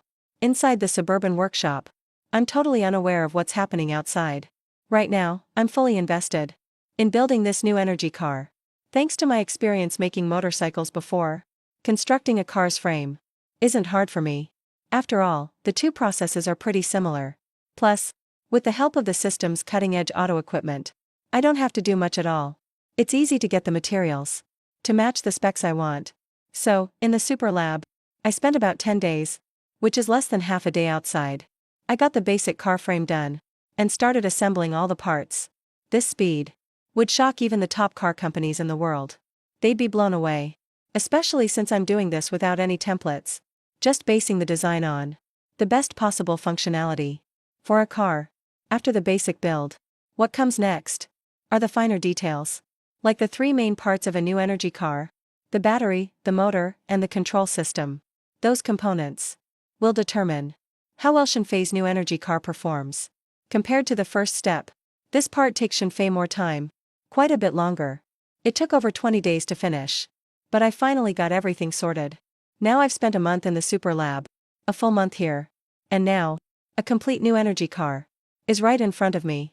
Just charge the battery up, and it'll be ready to hit the road. But I know, if I stop the experiment here, the system probably won't give me a passing grade for this experiment. Meaning, the system would call this experiment a failure. Because the order Lei Bus gave me, I've only done half so far. The car in front of me can only be considered a solid, regular car at best. It's definitely not a top-level new energy vehicle. It's missing the most important thing: The biggest selling point of new energy vehicles right now, which is the smart driving system. I take a deep breath. I know. Now the real challenge of this experiment begins. I adjusted my mindset. Once I felt mentally charged up, I dove right in. Into developing the smart driving system. Time slipped away like sand through my fingers. It quietly passed by without notice. 3 days flew by just like that. Then, after breakfast on day 3, the huge plaza at the foot of Beishan was already packed with people. Colorful flags with Dami Group written on them were raised high, fluttering in the wind. You could spot them from hundreds of meters away. And it's not just regular folks. Everyone was hyped for this Dami event brewed for 3 days. The car launch event had caught a lot of interest. Even some business big shots woke up early. Some sat in front of their TVs, waiting for Dami's press conference, for the live broadcast. Inside an old-style villa in Deep City, Ren Jichuan, chairman of Huawei Group, was making tea by hand, glancing at the screen from time to time. Dami Group's press conference, though not officially started yet, was already live on air. The crowd shown on screen looked even grander than Huawei's events. About this crowd, Ren Jichuan's little niece Jiang Qianqian couldn't help but pout. She said, "Uncle, this is just wild. I know Shenfei is famous and talented. He single-handedly built the fastest, most stable bike in the world. Made Chrysler Group chase him desperately. But Dami and our Huawei, clearly they're not on the same level right now. Anyone who didn't know better might think Dami is actually the top tech company in Dragon Country." Jiang Qianqian had an unhappy look on her face. Ren Jichuan doted on her, so she's always honest with him. Looking at his beloved niece, Ren Jichuan couldn't help but shake his head and laugh. "Qianqian, watch this live stream closely today. I bet you'll learn a lot. Dami might not be bigger than Huawei, but when it comes to talent, 10 of your uncles can't compare to one Lei Bus." Ren Jichuan said seriously. Maybe he's trying to be humble, but it's obvious. He holds Lei Bus in very high regard. Practically the highest. Jiang Qianqian, hearing that, her pretty big eyes immediately started sparkling. She shook Ren Jichuan's arm sweetly, and said in a cute voice, "Uncle, did you figure something out? Come on, tell me, tell me." Ren Jichuan heard her, and glanced at his niece with a helpless look. He took a sip of tea, then said, okay. So, your Uncle Lei's move here is clearly leveraging hype. Leverage hype. Jiang Qianqian tilted her head, her face full of confusion. Ren Jichuan paused, took a breath, then continued, "Qianqian, actually, you've already noticed. Just like you said, Dami isn't nearly Huawei's size right now. No comparison. But why is Dami's car launch today bigger than our recent GJS 7 unveiling? Why the bigger splash? It's all because Lei Bus is riding the wave stirred up by that guy Shenfei." And wrapping up the point, Ren Jichuan looked deep and thoughtful at the screen in front of him. On the screen, the official start of the launch event was less than 5 minutes away. Jiang Qianqian next to him, hearing that, her bright eyes went wide right away. "Uncle, you're saying Lei Bus ordered from Shenfei, not really expecting him to build a new energy vehicle in just 3 days? A car? He just wants to use Shenfei's hype and popularity to draw attention to their Dami car." Ren Jichuan heard her, smiled and nodded. "Qianqian, you nailed it. When this news broke, a bunch of fellow entrepreneurs reached out to me, asking what Lei Bus was thinking. Even heads from Waylai and BYD. I just shot back with one question. And they got it. When they develop cars, how much time did they spend? And how much cash did they pour in? Cars aren't like computers or bikes. They're way more complicated. Especially new energy vehicles. That young guy Shenfei is impressive. But building a new energy car in 3 days, that's impossible. Still, I really like Shenfei. Kids with such strong tech are rare these days. Really rare. I've asked Huawei's HR to send Shenfei a job offer. Bet he'll be interested." Mentioning Shenfei, even Ren Jichuan showed deep appreciation in his eyes. Obvious admiration. Jiang Qianqian heard all that, and her curiosity couldn't be held back. After all, she knows, her uncle is known for being generous. "Uncle, what kind of offer did you make to Shenfei?" Ren Jichuan heard her, looked at Jiang Qianqian and asked, "Wanna know?" "Uncle, of course I wanna know." Seeing Jiang Qianqian nodding like a pecking chick, Ren Jichuan didn't keep her in suspense. "The offer I made Shenfei included a share of Huawei and at least 300 million annual salary. Plus, the pay rises by no less than 10% a year for 4 years." Ren Jichuan's voice rang through the room. Jiang Qianqian's face went completely stunned. She guessed Ren Jichuan would offer Shenfei a high price, but didn't expect it to be this sky high. Forget the rest. Just that 300 million salary. Could hire a full team of top tech talents, a 30-person mid-sized group. She stayed speechless for a few seconds, until not far away, the Dami launch was officially announced on screen, and Jiang Qianqian snapped out of her shock. She and Ren Jichuan together looked up to watch the live stream, muttering under her breath, unless Shen Fei is blind, there's no way he'd say no to such an offer. Dami Group's car launch officially kicked off. Over 5 million viewers rushed into the live stream all at once. The chat was instantly flooded with comments. But the Dami stream managers were a bit stunned by the back-end numbers. At the same time, there were thousands of messages mentioning Dami. Seemed like plenty, but the ones mentioning Shen Fei. But there are actually 70 or 80,000 of them. Although the staff at Dami Group were already mentally prepared, they still never expected that the people coming to see them at the Dami Group new energy car launch would mostly be here for Shen Fei. While viewers in the live stream room were super hyped, on the other side, Lei Busi had already walked onto the stage. He greeted the audience in person, then briefly announced the event was officially starting. After that, Lei Busi handed over the spotlight to Lin Jianqing. Lin Jianqing then walked to the center of the stage with a mic in hand, and got straight to the point. I know why you're all here today, so I won't keep you guessing. Next, let's bring out the star of today's show. As soon as Lin Jianqing finished speaking, all 5 live stream cameras immediately turned to the side. A sleek, gorgeous-looking car appeared, driven by staff from Dami Group, heading straight for the stage. Lin Jianqing looked at the car, his eyes full of confidence and pride. Once the car reached center stage, Lin Jianqing grabbed the mic and started talking about the car's features. He covered everything from the interior to the exterior, and from range to hardware specs. Every time Lin Jianqing paused, the audience would break into loud applause. Many industry insiders listened to his intro and couldn't help nodding again and again. They felt like this car's features really stand out. It's definitely top tier among current new energy cars. Meanwhile, millions watching online were going totally crazy. For once, Bro Fei didn't scam Lei Busi's money. This looks like they really put in the work on the looks and interior. Yi Qingjian Bro Fei, he's not the same Bro Fei anymore. Well, what can I say? Even though this car is solid, it just doesn't wow me. Looks basically like most other new energy vehicles. Bro Fei, always better at computers and motorcycles, not cars. Only had 3 days. Bro Fei being able to give Lei Busi this kind of car in just 3 days is good enough. Wait, something's off. Look at the big screen, guys.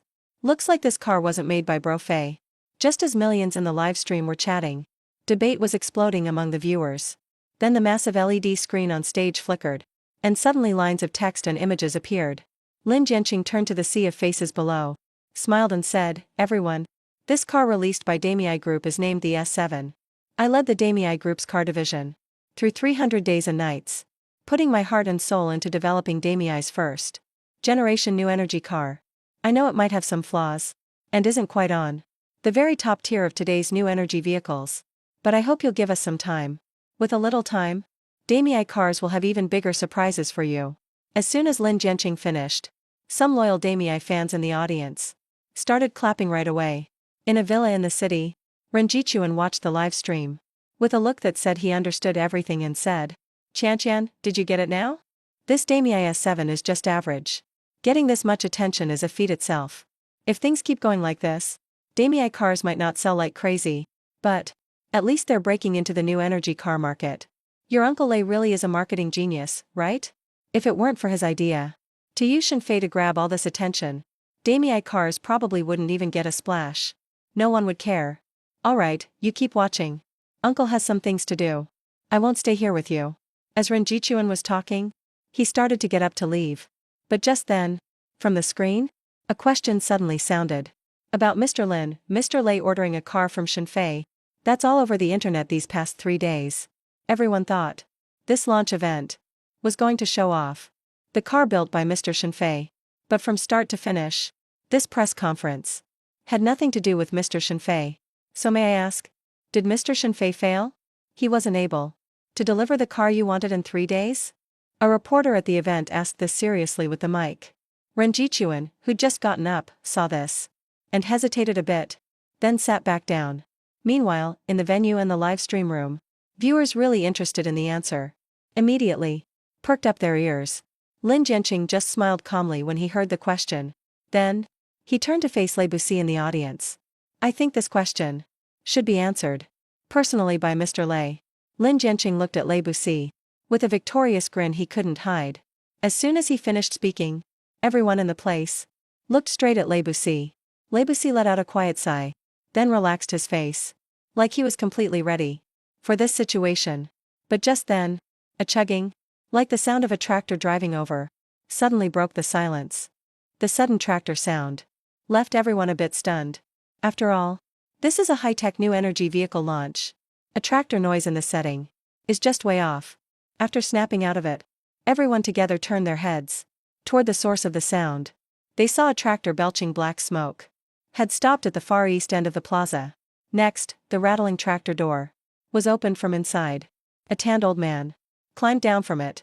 Seeing so many people staring, the old man looked a little nervous. But then he seemed to recall something.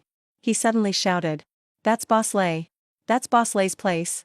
A boss named Shen told me to bring your car here." The gruff voice of the old farmer echoed through the venue. Everyone instinctively looked at the tractor's bed. Through the gaps in the pile of firewood in the back of the tractor, they could just make out the corner of a car.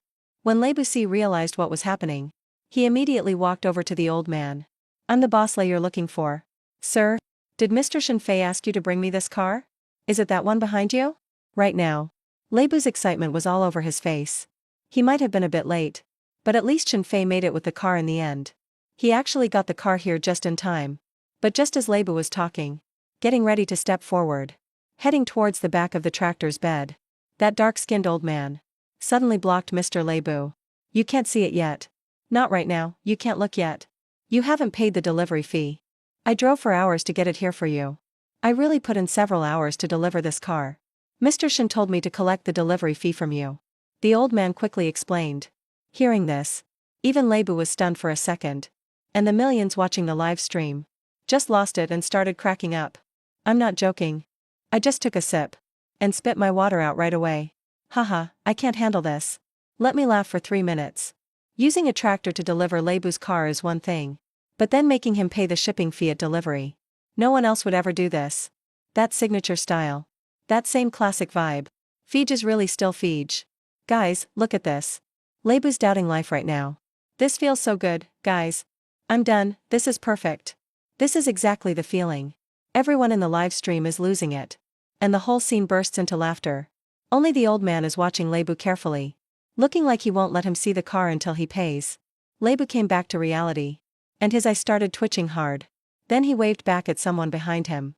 A woman who looked like his secretary hurried over. She pulled a few $100 in cash from her wallet and handed it to the old man.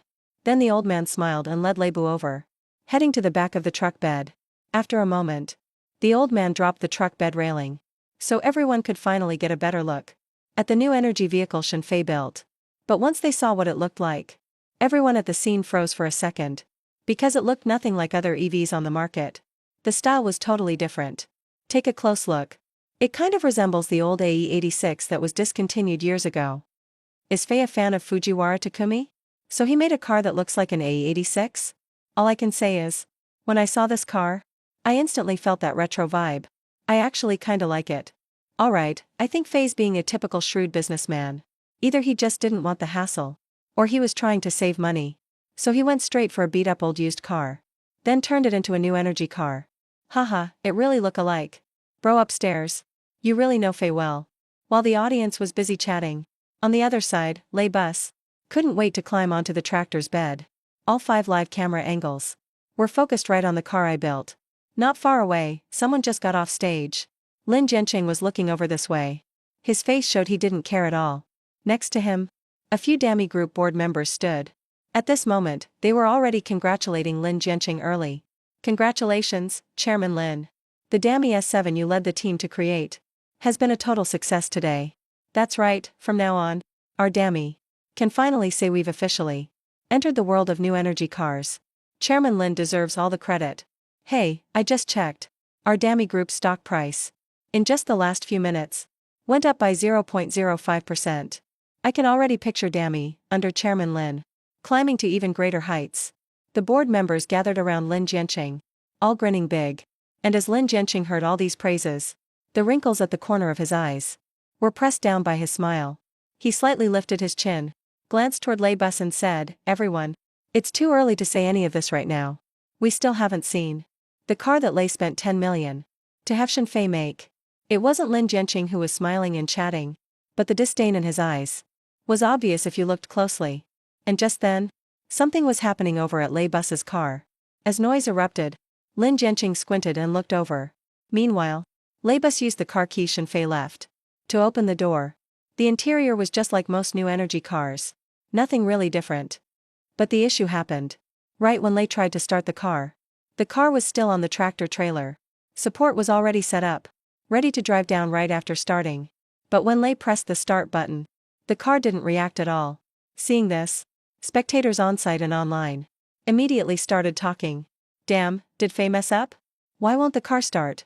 Guess 3 days was really too short. Fei probably missed something. That's it, Fei's reputation is ruined. The car won't even start. What's the point then?" Now I feel relieved, finally balanced. Otherwise, compared to Fei, I always felt like such a loser. The place was full of noise. Lei Bus was frowning, checking the car, trying to figure out what went wrong. With his tech background, he actually knows a thing or two about cars. Not as much as some high-end experts, but way better than most people.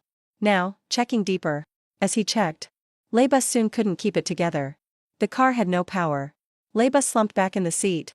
Even he couldn't help cursing. You could see several black lines appear on his forehead. And his voice got broadcasted through the live feed. Suddenly, all the noise disappeared. Beishan Plaza, so huge, fell totally silent. The silence lasted for several seconds. Then the site burst out laughing. A bunch of people were doubled over. Couldn't even stand up straight. Just couldn't straighten themselves. Some people were laughing so hard they were tearing up. Many had only heard of Shenfei's reputation as a shark, but never had a real idea. Today, they finally got to see it firsthand. And online, all those fans here for Shenfei were having the time of their lives. I can't take it. Let me catch my breath. I'm laughing to death here. Same old vibe. Same old routine. Definitely still the same shrewd boss. I thought Fei wouldn't even give a tank of gas. My little sister's family had it rough enough. But Lei Bus's situation turned out even sadder. Fei didn't even bother with a full charge. A $10 million order.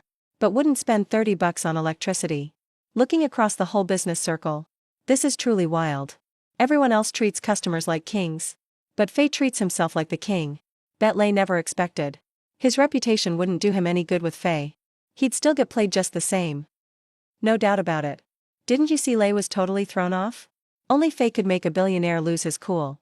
Seriously, only Fei. Leaning back in the car seat, Lei Bus was feeling super complicated right now. Thinking back about all those order requests he made to Shenfei, Lei Bus wasn't sure he could hope for much. But just then, Lei Bus's phone beeped.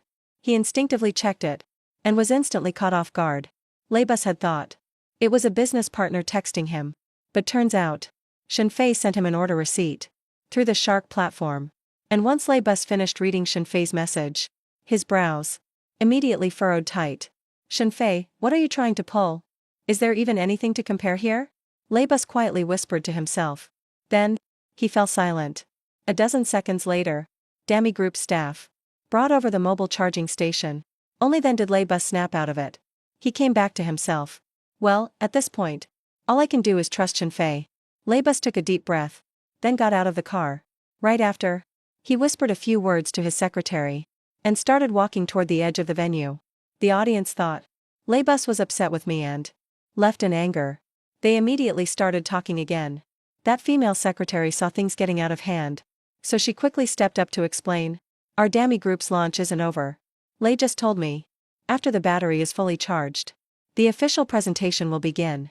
Mr. Shenfei built this car for our Dami Group. Please bear with us a little longer." After speaking, the secretary stepped aside and started monitoring the car's charging process. Over 10,000 people are here today, and millions are watching the live stream. After the secretary said this, everyone chose to just wait patiently. If it was any other company, making everyone wait over half an hour at a launch event, many people probably would have left early. But thanks to me, everyone has been extremely patient. About 20 minutes later, a loud roar of engines suddenly erupted. People were starting to get bored waiting. But hearing the thunderous engines, a lot of folks immediately turned to look. They saw At the open area of the North Mountain Plaza entrance, a line of supercars suddenly drove out one after another, all of them parked neatly there. From a quick glance, there were at least a dozen of them. Among them were top-tier supercars like Ferrari and Lamborghini. Seriously eye-catching. People say sports cars are the ultimate dream for men. Seeing this lineup, everyone's attention was instantly drawn. Many quickly took out their phones to snap photos. And while everyone was focused on these top supercars, Le Bussy's voice suddenly boomed through the speakers. Coming up next, I invite you to enjoy a racing spectacle. These are all specially gathered by Dami Group, the world's top supercar series. And their drivers are all pro racers. Le Bussy's voice echoed across the plaza. Cheers erupted instantly in the crowd. No one expected such an epic show today. Millions watching the live stream couldn't hold back their excitement either. Damn, Bosley never disappoints. Whenever there's a product launch, he goes all out. Listening to those engines roar makes my blood pump. But wait, isn't this a Dami new energy vehicle launch? Bringing a bunch of gas-powered supercars to race. Is that really okay? What exactly is Bosley thinking? Is he afraid the Dami car will sell too well? Come on, why are we even worrying? Just enjoy the show. Hold up, damn. Wait, check this out. Am I seeing things? Livestream viewers got all hyped up, while people at the event started freaking out. The crowd on site had their expressions frozen in disbelief. Over at the starting line to North Mountain's winding road, dozens of supercars sat roaring. Their engines sounded like beasts ready to pounce. And right then, Le Bussy drove Shinfei's custom car right into the middle of the supercar lineup. That scene hit everyone hard, like a flock of iron beasts, with a little lamb mixed in, one that can't even make a sound. After just a second of silence, the noise exploded out like a tidal wave. Honey, damn. Slap me real quick. It's broad daylight. Why am I seeing things? Ow, nope, it's real. Is Bosley out of his mind? Let me think. Let me figure this out. Dozens of supercars, racing. Bosley is joining with a new energy car. Lamborghini, Ferrari, Koenigsegg. If Bosley even sees their exhaust fumes, I'll admit defeat.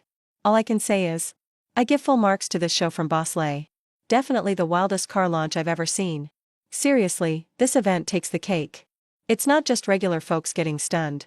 Even Lin Jianqing up on the stands, and all Dami Group's board members, were totally shocked. It took a few seconds before Lin Jianqing was the first to snap back. He wiped the corner of his eye and said, Bosley, are you trying to prove that car is useless? To highlight how amazing our S7 is? Enough, Bosley. I've already done enough for Dami Group. No matter what you stay on as Dami Group's executive director or not, in my heart, you'll always deserve respect. Lin Jianqing spoke with emotion, genuinely touched. He really seemed moved by Le Bussy. Hearing Lin Jianqing say this, the other directors immediately caught on. Oh, so that's what this is about. The bigger Bosley makes the event, the better our SU7 will sell. I have to say, Chairman Lin really sees things clearly. With just one look, he figured out the real reason. Dami will only get bigger under Chairman Lin's lead. And stronger. And hit new highs. With Chairman Lin and the others watching, the race on the other side started counting down. A dozen supercars revved up, ready to go. The roar was deafening. By comparison, the Shinfei new energy car driven by Le Bussy looked like a lamb about to be slaughtered, just waiting to get flattened by the supercars. Finally, the countdown ended. Gunshots sounded to start the race. All the supercars shot out at once. The explosive start made the crowd go wild. Then everyone focused on Le Bussy's car, and laughter filled the air. New energy cars accelerate faster than most fuel cars, but that's only compared to regular gas vehicles. Against these real supercars, it's just not the same league. Just the start alone, Le Bussy was left dozens of meters behind. A few more seconds passed. Le Bussy couldn't see even the supercar's exhaust fumes. But at that moment, Le Bussy, as Dami Group's chairman, really stood out. The drone crew filming the race knew their job. Out of 5 tracking drones, 2 of them followed right behind Le Bussy's car. So Le Bussy kept driving, and finally arrived at the first turn on North Mountain's winding road. Both the on-site and live stream audience had their eyes glued right on the huge LED screen in the plaza. The tracking drone footage showed everything clearly up there. Of course, everyone was focused on the supercars. When it came to Le Bussy, almost no one cared. People just glanced over and went right back to watching the supercars speeding. But just at that moment, Everyone's eyes were locked in place. Some people at the scene couldn't hold it in. And actually screamed in disbelief. On the screen, the car Le Boss was driving was already going 120 kilometers per hour. Not as fast as those supercars. But definitely not slow either. You know, on most highways, that's pretty much the top speed allowed. And at this crazy speed, Le Boss just took a corner right on the edge. Not even a second passed. And he cleared that curved corner. Guys, am I seeing this right? Le is really not slowing down for turns. Damn, I'm just stunned. Why does it feel like Le Boss took that turn? Even faster than the pro drivers in supercars? No need to guess. He is faster than those supercars. I was timing it the whole time. The fastest out of those supercars was the Koenigsegg. It took 12 seconds to pass that first turn. And Le Boss friggin' did it in 6. That's twice as fast. Man, I thought Le was showing off the car. But turns out he's showing off his driving. All I can say is, from now on, Le Boss is my #1 driving idol. People in the live stream chat couldn't stop talking. Everyone shifted their focus, all at once, to the footage of Le Boss behind the wheel. And as time went on, everyone was getting more and more shocked. At first, everyone thought Le Boss not slowing down for corners and breezing through was already insane. But nobody expected that was just the start. Man. Downshifting, left foot braking, trail braking, Scandinavian flick, drift start. Excuse me, is Le Boss really not a retired F1 driver? That's already crazy. But it feels like he's just getting started. He shifts the weight so the front end lifts a bit. Sets up for a passing line. And squeezes the wheel for a sharp countersteer. All to control tire wear. The craziest part is, Le Boss can drift just by using inertia. Feels like his driving skills could go toe-to-toe with Takumi from Initial D. Seriously. I'm calling him Le Fujiwara now. The live stream chat just exploded at this point. No one saw it coming. That this is what the race would look like. Among all those supercars and pro drivers, Le Boss somehow became the real main character. And the mountain roads around Baishan are famous for all those crazy curves. Le Boss, driving that car, with all those wild techniques, jumped from dead last straight to first place. And now he's almost a whole kilometer ahead of second place. All those pro drivers Le Boss passed just stared at that electric car, not even seeing its tail lights. Totally dumbfounded. Le Boss, are you really the pro here or am I? And is it me driving the supercar or you? Back at Baishan Square, it was dead silent. Not a sound could be heard. Everyone just looked starstruck, staring up at Le Boss's car on the giant LED screen. On the screen above, in the crowd, Lin Jianqing and the Daimi Group board members exchanged looks with each other. They all saw the confusion in each other's eyes. When did Boss Le learn to drive like that? Who knows? You know how Boss Le has tons of hobbies. Maybe he learned ages ago. I feel like when Boss Le retires, he could totally go pro at racing. I'll book the whole venue next time and treat everyone to watch. Ha ha ha, Lao Sun. You said it. When the time comes, let's all go as a group to watch Boss Le race. Alright, that's enough, everyone. Boss Le's driving skills are amazing. But don't you think? This isn't better than the pros, right? All those racers were invited by Boss Le. Who knows how hard they really went? After Lin Jianqing said that last bit, everyone nodded in agreement. At that moment, at the foot of Baishan, Le Bussi was driving the car. And slowly came into everyone's view. This side was calm. But the tens of thousands watching live were totally not calm at all. Le Bussi hadn't even stopped his car yet, when waves of cheers filled the air above the square. But no one knew that Le Bussi, still in the driver's seat, already looked utterly shocked. Staring at the wheel in front of him, he couldn't help swallowing hard. His face was full of disbelief. That look lasted for over 2 minutes.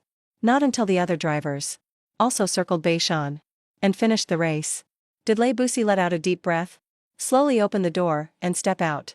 The moment he got out, the pro drivers crowded over. Boss Le, are you kidding us? Hosting a Baishan race, calling us all here, with the first prize at 5 million. We all gave it all we had. But who could have guessed? You were the real pro hiding in plain sight. Your driving's almost F1 level. We just can't keep up, not a chance. The racers said this with forced smiles. And in their eyes, you could see mad respect for Le Bussi's driving. As the saying goes, amateurs just watch for fun. Pros look at the technique. Even for pros like them, Le Bussi's skills were totally mind-blowing. Especially back when Le Bussi overtook them. The moves were so slick, it left them all stunned. If the pros were that impressed by Le Bussi's driving, then of course the average people were even more blown away. Over 10,000 onlookers instantly crowded around. They shouted out, "Boss Lay, you're way too hardcore. That race was better than any Hollywood movie. Boss Lay, do you take students? I really want to learn to drive from you. Boss Lay, teach a driving course. I'll learn on my knees. Boss Lay. Boss Lay. I want to have your babies." The crowd was beyond hyped. Their shouts got crazier and crazier. Lay Bussy accepted the mic from his secretary. He cleared his throat a bit. Instantly, the noise died down a lot. Then, under everyone's excited gaze, Lay Bussy asked slowly, "So what do you guys think?" As he spoke, Lay Bussy slowly pointed to the side. Following his finger, everyone turned to look. And when they realized, he meant the car made by Shenfei. People were just about to comment, when suddenly, there was a sputtering sound. They saw the car's 4 tires, with 3 suddenly splitting apart. Even the last one went crooked. And that wasn't all. Crackling sounds came from inside the car, followed by a loud noise. It seemed like the electric motor burned out. After 1 second of silence at the scene, everyone burst out laughing. How much did Shenfei rip off Boss Lay for? Didn't even charge the battery, fine. But the quality is just awful. First time I've seen a new car fall apart after just 1 race. Boss Lay really had some serious luck, huh? Yeah, no kidding. I bet Boss Lay's legs are probably shaking now. If something had gone wrong during the race, we'd only be able to visit Boss Lay at his grave. That car Shenfei made totally limited Boss Lay's skills. If he'd driven a real supercar, I can't even imagine what a show it would have been. Boss Lay, do another run. Try with that Koenigsegg this time. Yeah, Boss Lay, please. People in the crowd all started shouting again.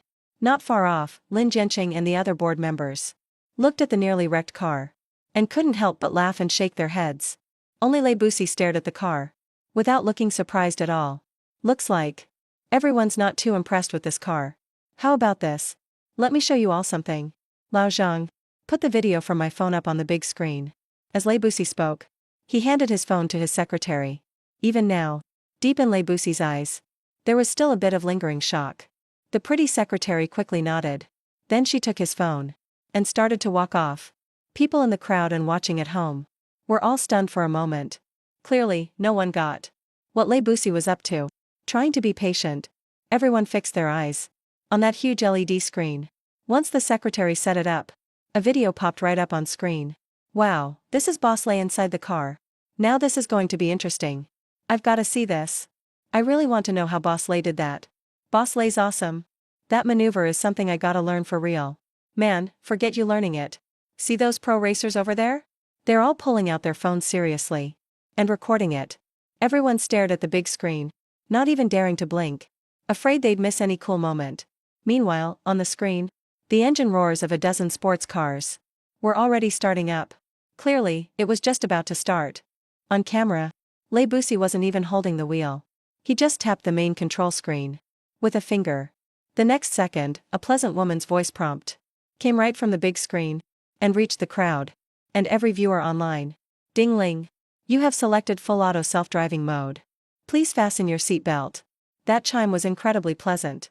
But right now, those 2 sentences hit like thunder. It stunned everyone like a bomb in their ears. Everyone's faces froze. Not far away, Lin Jianqing and the other Demi Group board members looked completely shocked, wondering if they heard wrong. Fully intelligent self-driving. So what really challenged the pro racers and supercars wasn't Mr. Lay, but the car itself. A middle-aged board member couldn't help swallowing. He gulped. His voice shook.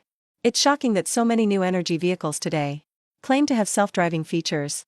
But deep down, we all know, current so-called autopilot is still at the testing phase.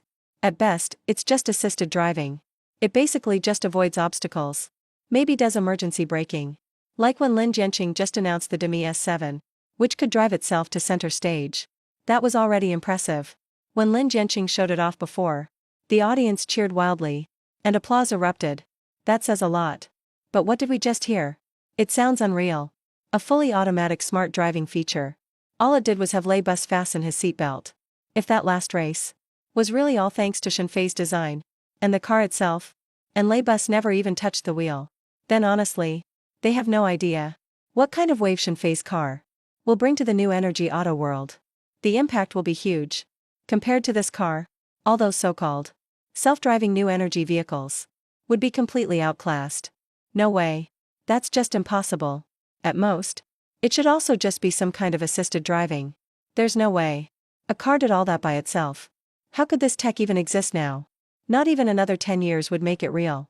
When Lin Jianqing snapped out of it, he blurted out in shock. Compared to the other directors, he knows just how crazy this all is.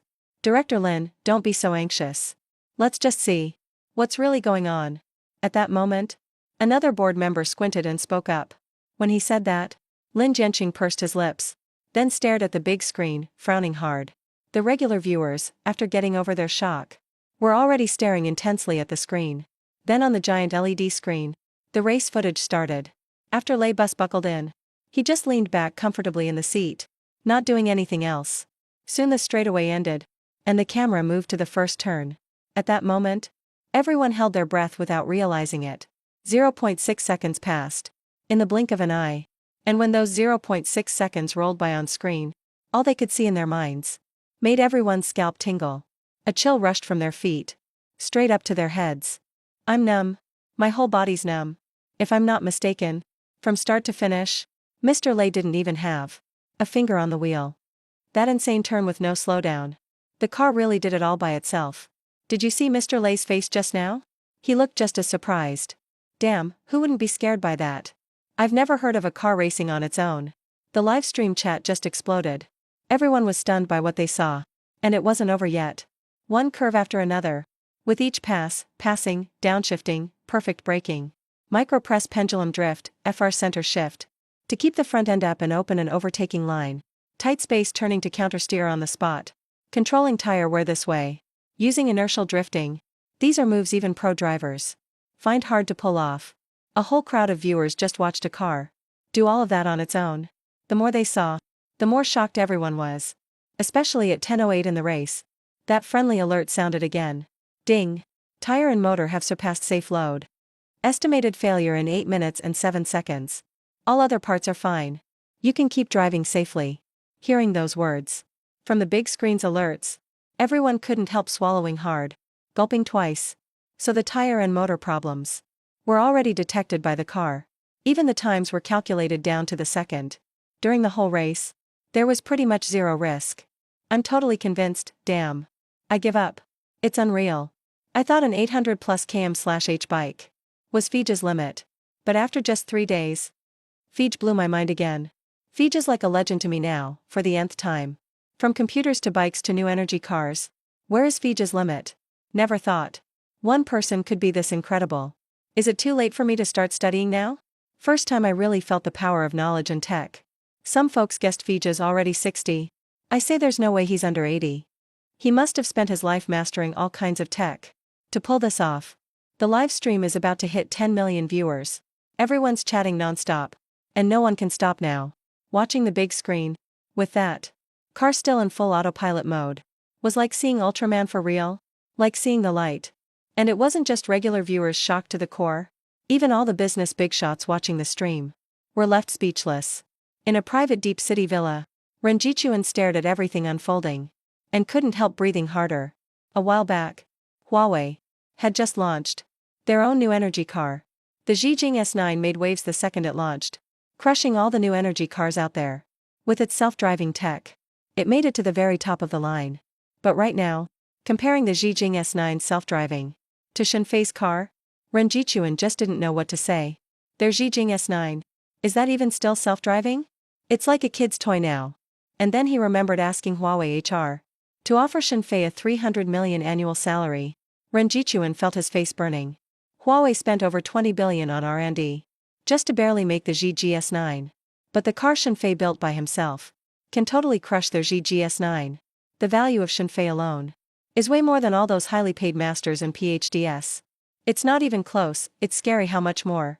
Ren Jichuan thinks it's not just about slapping Shenfei in the face, but slapping himself too. Qianqian's uncle really messed up this time. He screwed up big time. From the start, this wasn't Lei Buxi's marketing show. It was Shenfei's solo performance. I really underestimated Shenfei. Just him alone is worth as much as countless top R&D teams. Having someone like him in Dragon Country is real luck for the whole nation and its people. After a bitter smile, Ren Jichuan's face lit up with excitement. At this point, whether or not Shenfei joins Huawei seriously doesn't matter to him anymore. What makes him happy is Shenfei is from Dragon Country. As for Jiang Qianqian sitting by his side, she totally tuned out Ren Jichuan's words long ago. Now, she's just staring straight at the screen. With stars in her eyes. She's totally become a super fangirl. On the big screen. After the 10+ minute video finished, everyone's attention once again turned to the car I built. The first applause broke the silence. And right after that, it triggered a chain reaction. In one breath, the crowd exploded in applause. Everyone looked at that car and felt a glorious era for new energy vehicles is about to begin. Just then, inside the car with ruined tires and a burnt motor, that beautiful notification again popped up. Ding ding, there's also a voicemail here. Please check it, car owner. Mailbox access passed. Now auto-playing the mail for the owner. The sudden sound made everyone freeze for a second. And before anyone could react, a magnetic voice came out from the car. Hello, Mr. Lei. This is Shenfei. You probably heard this too. I only sell products, not patents. If you can figure them out, just give me some patent fees and that's good. But for this first-gen new energy car I call Dami Su Guang, I'll sell you some patents. Because lately, I'm kind of low on cash. If you think it over, Mr. Lei, you can reach out to me via order receipt. After I finished speaking, my words echoed across the whole square. The whole place went dead silent. Then, after a moment, millions watching live totally lost it. Damn, where's your shame? Shen the scammer. How do you even dare say something so outrageous? I'm cracking up here. Anyone can be broke. But you, the king of scammers, claim you're out of cash? You're kidding, right? Wait, is that really Brother Fei's voice? Why does he sound so young? Bro, you just blew my mind. That voice can't be older than 20. Come on, quit kidding around. Like, around 20 years old? Did Brother Fei start researching in the womb or what? I could accept Fei being 80. But if he's 20, how am I supposed to live? Compared to him? Aren't I just a total loser? I can already see today's top trending search. Research genius is only 20 years old. At 20, Brother Fei is Rebus's partner. While at 20, I only know Maka Paka. Ugh, guys, stop talking. My mom is watching the stream too. She looks at the screen. Then she looks at me. And I see murder in her eyes. After a voice clip accidentally leaked my age, everyone started to lose it. As for Rebus, he was grinning from ear to ear. I only sell products, not patents, he knows that, of course. Rebus originally planned to use me to gain absolute control of the group, and then lead the R&D team himself. To study the car I built for him day and night. Who would have thought? I'd just hand him such a massive gift? With my help? Rebus believes the first generation Dami Light will soon be ready for mass production. Right now, he feels the name Light is just too perfect. This car is a ray of light in the EV world. And I am the light in Rebus's life, completely illuminating him and the Dami group. Thinking of this, Rebus hurried to contact me. But just then, a heavy set of footsteps suddenly rang out. Rebus looked back and saw Lin Jianqing walking up behind him. CEO Lei, congratulations. Lin Jianqing's face held a hint of bitterness, mixed with lingering disbelief. He really never imagined that Rebus could rely on just me to defeat the entire Dami R&D department. And it was a total, undisputed slaughter. No need to be so discouraged. The one who beat you isn't me, it's that genius boy. People say my life has been a legend. But compared to that kid, I feel like he's the real legend. Rebus looked at Lin Jianqing and spoke from the heart. Hearing this, Lin Jianqing's expression froze for a moment. Then he shook his head with a wry smile. CEO Lei, you misunderstand. I'm not discouraged. It was a fair loss. Shenfei is amazing. So amazing my heart actually trembles. But your choice was also amazing. Now I understand. You're not just Dami's founder. You're the most suitable leader for it. CEO Lei, until we meet again. As he finished, Lin Jianqing bowed slightly to Rebus and turned to leave. Rebus watched him, hesitated for a second, and couldn't help asking, what's next for you? Rebus didn't try to play nice and keep him. Just as if he had failed, Lin Jianqing wouldn't have kept him either. In business, they were enemies and competitors. But in some aspects, Rebus still admired Lin Jianqing. At least in EV technology, Lin Jianqing was much stronger than him. The S7 only lost to Shenfei, not to any other electric vehicles. I want to go back to the research institute. CEO Lei, you know, my family has some influence in Beijing. I used to be devoted to R&D there. But then I found it boring and lost interest. But today, Shenfei showed me what real research looks like. I think I'll spend the rest of my life dedicated to scientific research. If I can achieve even a little bit, this life will be worth it. Lin Jianqing spoke seriously, as if he had already made up his mind. Hearing this, Rebus stared at Lin Jianqing, a flash of respect appearing in his eyes. Good luck. Haha, thanks, CEO Lei. In the future, if there's time, I hope we can sit down for tea. With those final words, Lin Jianqing looked at the scene, without a hint of regret. He turned around, waved at Rebus, and walked away with style. Rebus, watching Lin Jianqing's receding back, pursed his lips, and finally whispered to himself, every researcher deserves respect. But most of them spend their whole lives remaining unknown. Few can produce results like Shenfei. Jianqing, I hope in your long research career ahead, you can keep a level head. After all, a freak like Shenfei only comes around once. With Lin Jianqing's departure, and Rebus's reflections, the Dami Group's press conference finally came to a successful close, and the name Shenfei once again dominated the trending lists. Every news section and front page was taken over by the light EV. People have seen EVs before. They've seen EVs with assisted driving too. But a fully autonomous racing EV? People hadn't even dreamed of that. So, many who missed the live stream saw the video of the Beishan Square race and were instantly blown away. No one ever expected that as modern technology develops, it wouldn't be farmers losing their jobs first, but race car drivers, an industry that seemed safe forever. As the online buzz grew louder, I finally caught the attention of certain people. In Shanghai, the first military district, as one of the top 10 military bases in the country, its greatest strength isn't just its combat force, but its leading military R&D capabilities. Here lies the nation's largest military R&D base, where countless top researchers from across the country gather. Somewhere in this massive district, a gray-haired, imposing old man watched the video, adjusting his reading glasses. The youth are to be feared. Truly impressive. I didn't expect our dragon country to have such a brilliant talent. But his research seems focused on civilian use. That's almost a waste of his gift. The old man, Chen Zhenming, sighed with regret. Immediately, he pressed a button on his desk. Minutes later, a young man with a sharp posture knocked and entered. Teacher, you called for me? Yes, Xiao Ma.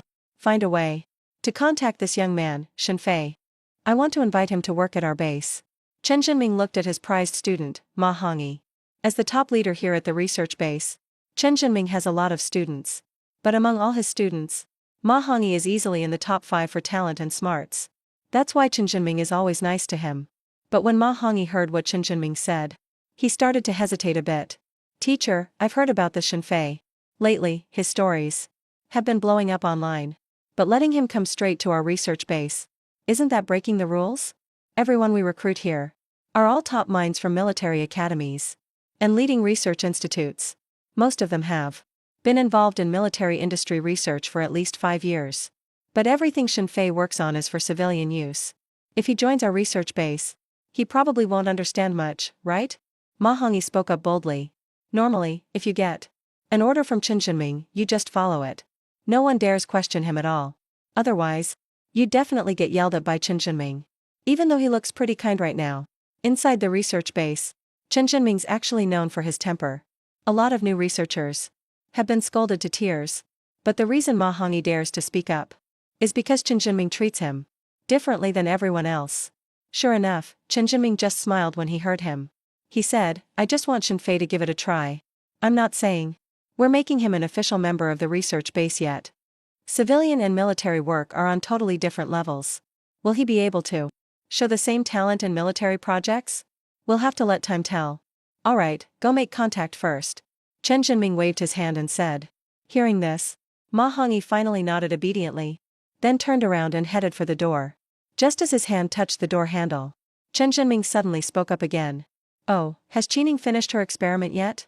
Hearing the name Qining, deep in Ma Hongyi's eyes, a flash of admiration appeared.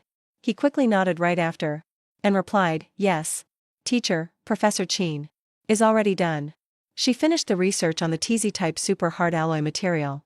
Even though this experiment took her about 2 years, on and off, her breakthrough on this project will bring our tanks a historic upgrade. With this super hard alloy, our tanks are going to jump 2 levels in performance. Not just Professor Qin, she's a real genius. Ma Hongyi was open with his admiration. From the way he spoke, it was like, compared to Qining, Shen Fei didn't really matter.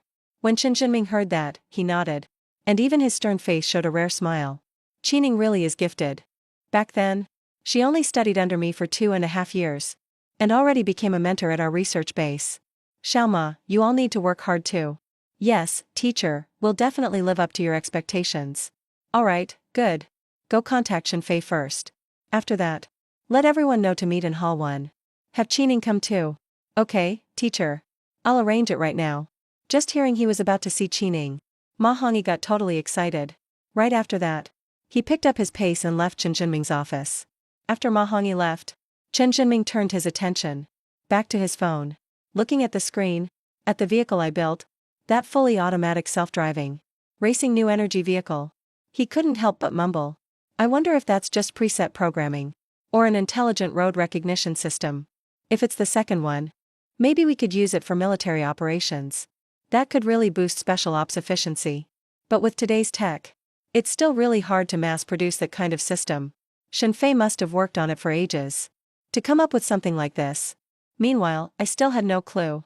I'd already caught Chen Jinming's attention as a real military industry big shot. After sending some key tech data about this new energy car to Lei Boss, I left the workshop, planning to take a few days off. In my previous life's memory, besides owning a workshop, I think I also had an apartment downtown. So I decided to go stay in the city for a couple days. Even though the workshop has rooms to rest in, to me, work and life should stay separate. Plus, I hardly ever see anyone around here. If this keeps going, I'm pretty sure my social skills will just fade away. I walked out the workshop doors, feeling the warm afternoon sun, and stretched comfortably. As for the workshop, my plan is to wait a couple days before taking new orders. Or just pick up orders I think are right. Now that I've unlocked the top level of the system's third military stage, after making that, of course I want a bigger challenge now. So that's my plan for now. Time to head downtown. I took a deep breath, then hopped in my old used Jetta, and slowly headed toward the city.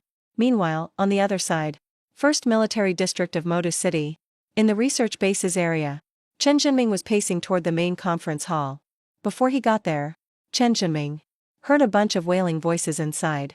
The sounds were coming out the door. Sissing, stop hitting me. I give up, okay? Professor Qin, you're a mentor now. Don't bully us like this. If you hit me again, I'm gonna break. Hearing all that, Chen Jinming's face froze for a second. Then he couldn't help but shake his head and laugh. This girl, he thought, and sped up a little. When he reached the conference room doors, he just happened to see a beautiful figure kick someone flying with her foot. Her long legs and loose pants looked sexy and full of power. Looking closer, besides the one Qining kicked, 4 or 5 others were also on the floor, unable to even get up. Qining really roughed them up. She hadn't noticed Chen Jinming behind her yet. She glanced at the folks lying on the floor, clapped her hands, crossed her arms and said, "Hey, you guys are way too weak. I told you all, besides doing research, you need to exercise too. Start working out and get strong. How come after 2 years, you're still this weak?" The sound of the piano rang out bright and clear, echoing throughout the huge conference room. Not just the ones lying on the floor looked like they wanted to cry. Even the crowd standing around watching couldn't help but twitch at the corners of their eyes. Why didn't you train? We run 20 kilometers in the mountains every day. Not a single day missed in 2 years. But fighting you. Do you really think we could win? Even the special ops avoid you when they see you. So what can we do? Forget it, Kill us or whatever you want. We choose to die standing. The group complained, faces full of frustration. Qining looked at them, a little surprised. Then, he cracked his knuckles and started moving closer. Such guts. Just these few words. Sound like real men. Let me help you out. While speaking, Qining lifted her long legs, over a meter tall, and raised them up. But right then, Chen Jinming finally couldn't take it anymore and laughed. Okay, Qining. Stop tormenting your junior brothers. Chen Jinming said as he walked into the room with his hands behind his back. Everyone inside saw him come in, and immediately looked at him like he was their lifesaver. Wiping their tears, they gathered around. Mr. Chen, you have to help us. Qining can't bully us like this. We're the nation's top military engineers. But she forces us to exercise. Isn't this torture? When I heard she was coming back yesterday, I even had nightmares. I was making progress on the triphase lab research. but got scared and lost my train of thought. Haha, Mr. Chen, help us. Help us. They rushed to Chen Jinmin's side, crying and sniffling, totally not looking like top military talent. Okay, Qining. She's just looking out for you guys. Without a strong body, science work can't last long. Everyone, go sit down. There's something important to discuss today. At the end, Chen Jinmin's tone grew more serious. The dozens of people present heard him, and their faces changed instantly. They wiped away their smiles. One by one went back to their seats. Only Qining stayed calm, and casually pulled up a chair. Chen Jinmin glanced at Qining, and said nothing more. He walked over to the conference room screen, and uploaded a video to the system. Then he turned to the group, said, "Let's watch this video first." As his voice finished, everyone in the conference room turned their eyes to it. They saw a car on the screen, driving without anyone controlling it. Fully autonomous driving, doing all kinds of extreme racing maneuvers, leaving the supercars far behind. Even the top engineers present couldn't help but look amazed. Qining, sitting nearby, watched intently. She squinted her pretty eyes. When the video ended, he fell deep into thought. At that moment, Chen Jinming slowly walked to the front. He glanced at everyone in the audience. Then, with authority in his voice, he spoke. What happened in this video was just a few hours ago. This is a recording from one of our country's top tech companies. During their launch event. I think some of you might have already heard about someone named Shen Fei, but I bet some haven't. Now, let's share your thoughts. What are your impressions from the video? As Chen Jinming finished, dozens of top talents from the military industry glanced at each other. Soon, they started discussing it. Qining, sitting front row, narrowed her eyes again. No one knew what she was thinking. In the conference room, after a short discussion, someone finally stood up to address Chen Jinming, saying, "Mr. Chen, I think the full AI self-driving system in the video is pretty impressive, but not that impressive. The visuals are striking, but its usefulness is limited. From a civilian perspective, this technology does make driving more enjoyable. But street racing is not allowed by law. If Dami Group wants to launch this car and put it on the market, the street racing feature will never pass inspection. Technically, though, personally, I admire this Shen Fei. He seems to have a natural gift for smart technology. Hong Yi just mentioned to me that you were considering recruiting Shen Fei to train in our military research base. I think, after he learns some military tech skills, maybe he could really help develop our smart military systems. For real." A young man wearing silver-rimmed glasses spoke confidently. After his words, many people in the room nodded in agreement. Chen Jinming looked at the young man and suddenly asked, "Su Ting, what about for military use?" Military use? Su Ting was stunned for a second. Then he met Chen Jinming's gaze and couldn't help but chuckle. "Mr. Chen, please don't quiz me. I actually have thought about that. Right now, in my opinion, this tech can't be applied to military industry yet. During combat, if you had auto-driving features, it would free up manpower. But even the smartest tech is still just a pile of hardware. It can't keep up with how fast things change on the battlefield and always make the right call. For example, these AI-driven cars just analyze the current road situation. Like what we just saw in the video. It speeds through corners, always choosing the best, most efficient route. That's how AI systems work. And it's their basic, most important logic. But on the battlefield, the shortest route isn't always best, or even safe. If you really use this AI system in the military, it could lead to big mistakes." Su Ting's voice kept going, echoing through the room. More people agreed with him this time. A lot of the female researchers started looking at the handsome Su Ting with admiration. But just then, an out-of-place voice cut through the conference. "Su Ting, is it really that hard to admit Shen Fei is great? All you guys act so superior, looking down on his work. If it were up to you, could you build a smart driving system like that? Seriously?" The sarcastic comment hit them like a slap in the face. But when they turned to see who spoke, they instantly shrunk back. "Sister Ing, I didn't mean to disrespect Shen Fei. I was just stating the facts. As for smart driving systems, I haven't really looked into them. No idea if I could make one." Su Ting tried to stand his ground. Qining just rolled her eyes at that. Then she looked at Chen Jinming and said, "Mr. Chen, look how fake everyone's being. Military research is more advanced than the commercial kind in some ways. But something that surprised even a genius like Ray Bus. somehow turns into just stating facts here. There's no basic respect for tech anymore. If you ask me, Mr. Chen, you shouldn't even bother gathering all these people in one room. If you stuck everyone alone in tiny labs and told them to focus, they wouldn't act so full of themselves. Qining spoke bluntly. Su Ting, Ma Hongyi, and others looked uncomfortable. If it weren't for Qin Ying's special forces level fighting skills, they would have argued back. But right now, all they could do was look down and act like they hadn't heard. Or they'd sneak glances at Chen Zhenming, hoping he'd back them up. But soon, even that hope faded. Qining might have been harsh, but she had a point. This smart driving system Shen Fei created really is ahead of its time. That kid's got a lot of potential. I'm looking forward to having him here. Xiao Ma, any progress in contacting him? As he finished speaking, Chen Zhenming turned to look at Ma Hongyi not far away. Upon hearing that, Ma Hongyi paused for a moment, then checked his phone. He seemed a bit helpless and said, Professor, I got Shen Fei's contact from the Tigus Hark streaming platform. I called him twice with the official admissions office number, but both calls were declined. Then I texted him, but I haven't heard back yet. Chen Zhenming waved it off, saying to leave it for now. Qining nearby couldn't help but sneer at Ma Hongyi again. She could tell he was stirring things up. Qining caught on right away. Alright, let's wait for Shen Fei's reply.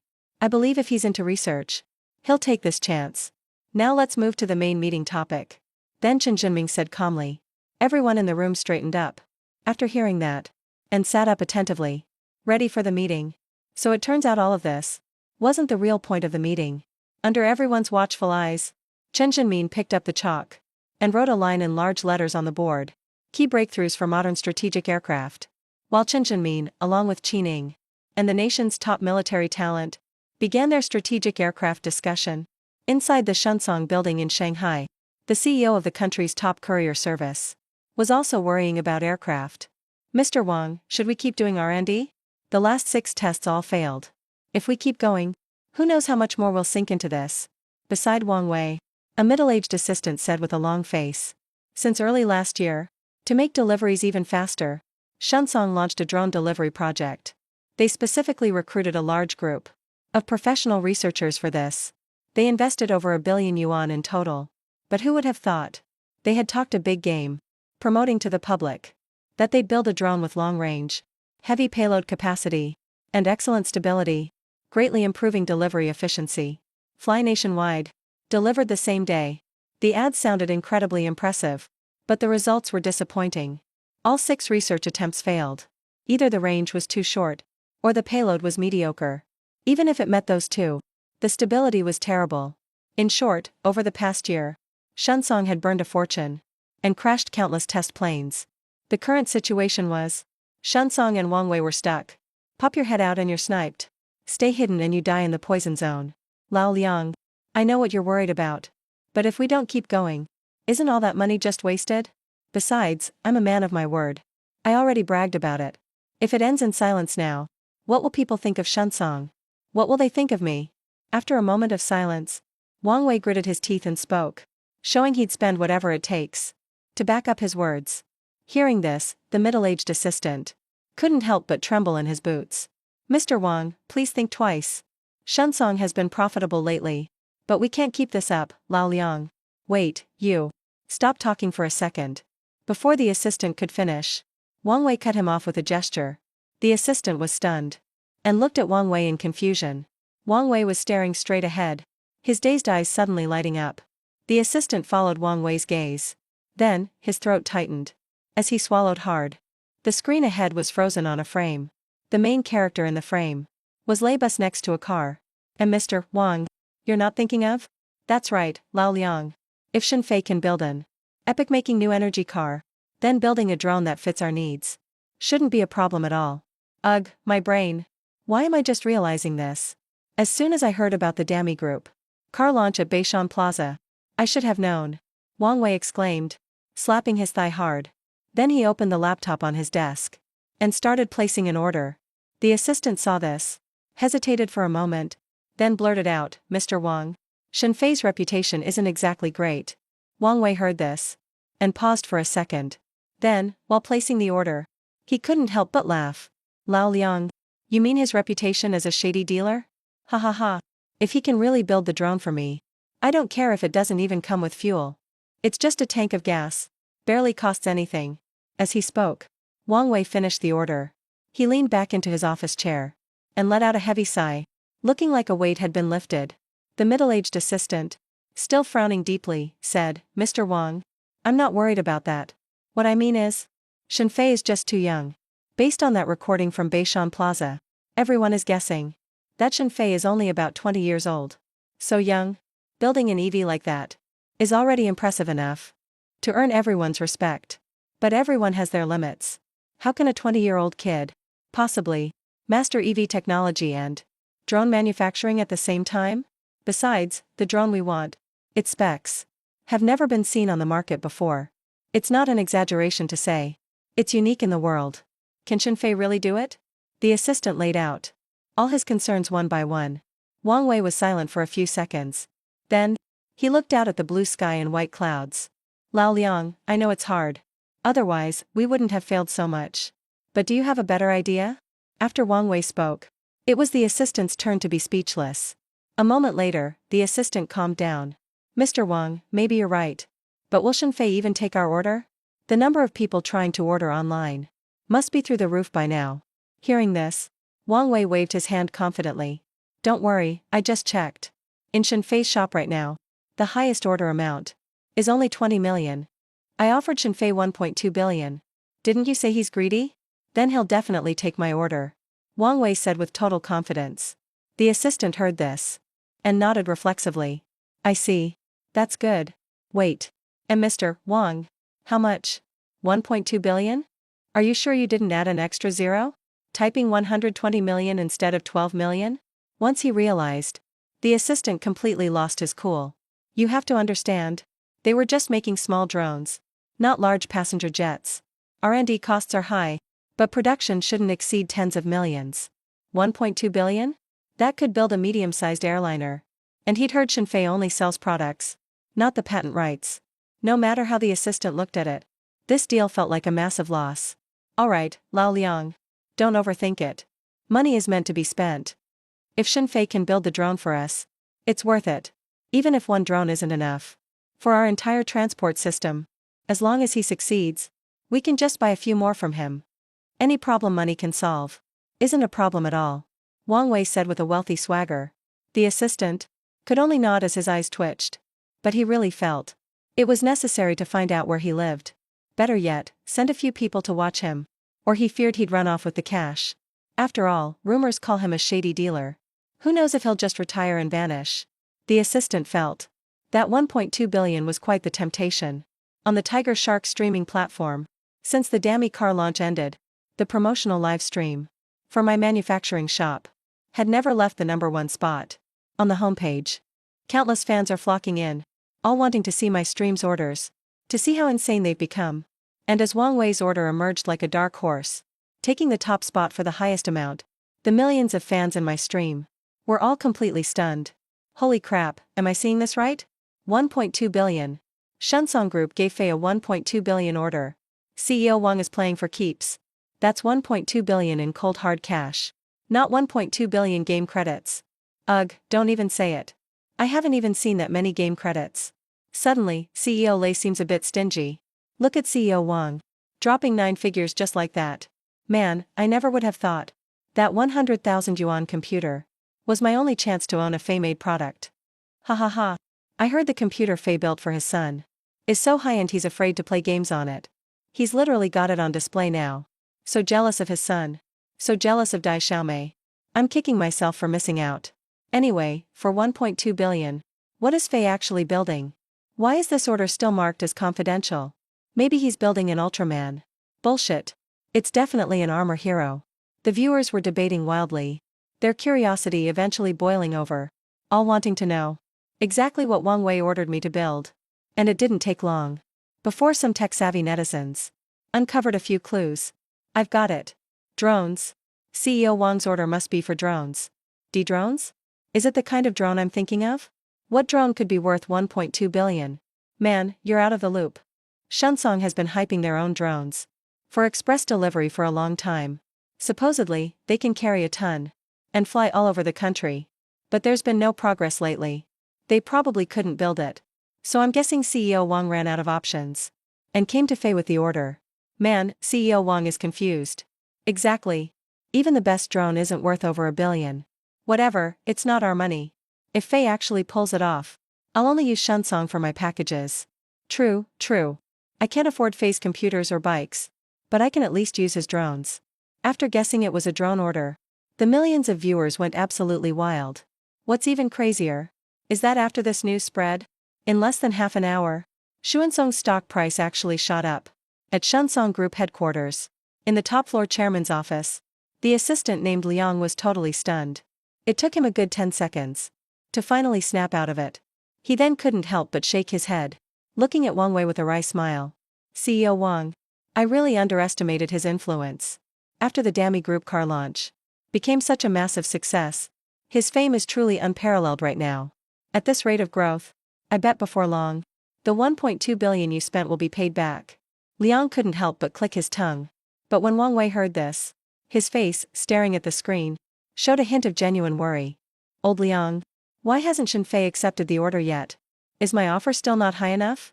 With Shunsong's stock rising, Wang Wei was naturally excited, but he knew very well that all of this was because of me. If I didn't accept the order, it would be a total disaster. The stock gains would definitely crash back down, and probably drop even further. Because if I didn't take the deal, the internet would go crazy with rumors, and their drone delivery project would be seen as completely dead. CEO Wang, it's probably not a matter of money. Your offer is already very high. Maybe Mr. Shenfei is just busy with something. At the moment, faced with Wang Wei's concerns, the assistant could only try to comfort him. Just as he finished speaking, Wang Wei suddenly bolted upright from his chair. The sudden move gave the assistant a real fright. Seeing the usually steady Wang Wei so excited, the assistant said eagerly, CEO Wang, did Mr. Shenfei accept the order? Hearing the assistant's question, Wang Wei had a look of pure disbelief. He pointed at the computer screen and said with some frustration, now I know why he didn't accept it right away. In my rush just now, I opened the order details to recheck. It's wrong. The drone specs I gave him are all wrong. For the range and the cargo weight, I added an extra 0 to both. It happened when I was ordering. You were talking to me and I got distracted. No wonder he wouldn't accept it. A range of 10,000 kilometers. And a 10-ton cargo capacity. How could anyone build a drone like that? Let me see how to cancel this order, so I can send him a new one. Wang Wei spoke with a wry smile, moving his mouse around, trying to find the cancel button. But right then, on the Hush Alive backend, a notification suddenly popped up. Ding! Friendly reminder. Your shop order on the Husha platform has been accepted by the owner. The order status is now accepted. Looking at the message, the expression on Wang Wei's face instantly froze. Then, he rubbed his eyes hard. After confirming he wasn't dreaming, a voice filled with absolute shock burst from his throat. Old Liang, look at this. Am I seeing things? A drone order with such insane specs. Shenfei actually accepted it. He actually took it. On a balcony in downtown Shanghai, I was lying on a lounge chair, enjoying the warm afternoon sun. Taking another look at the order I just took, I couldn't help but mutter to myself. Seems CEO Wang knows his stuff. This is more like it. A challenging order. With plenty of money. That's real motivation to build. Standing up from the chair, I gave a long, comfortable stretch, planning to head back to the shop immediately to handle the order from Wang Wei. After earning 10 million points, the system unlocked Stage 3, Top Tier, Military Manufacturing. Before I had these top-tier military skills, completing this drone order for Wang Wei would have been nearly impossible for me. But now, I think I can handle the challenge. And it wasn't just the difficulty of the order that interested me. The price was also very satisfying. While the system unlocked Stage 3, the points needed for Stage 4 had also been posted. 1 billion. A full 1 billion points. I had made some bold guesses before, but I never imagined the next stage would require so many points. However, the title, Conceptual Military Manufacturing, made it feel somewhat worth it. Though I didn't know exactly what that entailed. Just the name alone oozed high-end sophistication. It's likely worth every bit of that billion. Oh right, and this? Setting aside the drone order for a moment, I pulled out my phone again and looked at the 2 missed calls and the text message. These were naturally from the research base. From Ma Hongyi. I didn't answer the calls, and though I read the text, I had no intention of replying. Mostly because I didn't know what to say. Forget it, I'll ignore it for now. Anyway, I'm not really interested in joining some military research base. I mumbled to myself, dragging the text and the call logs straight into the trash. It's not that I don't want to serve the country. It's just that I simply can't go there. First, system upgrades need more points, which means I need to make a lot of money. Once I'm inside a research base, making money won't be so easy anymore. I might not even make any at all. If that happens, how am I supposed to upgrade the system? And there's another important reason. Life inside the military research base definitely wouldn't be as free as I am now. Sometimes, they might have me work on projects I'm not interested in, or things that aren't even very challenging. All of that has pretty much closed the door for me to join the research base. As I started heading back to my suburban workshop, I was processing Shunsong Group's drone orders at the same time. Meanwhile, over at Shunsong headquarters, in the chairman's office, Wang Wei and assistant Liang Shuzhong stared at each other for a long time.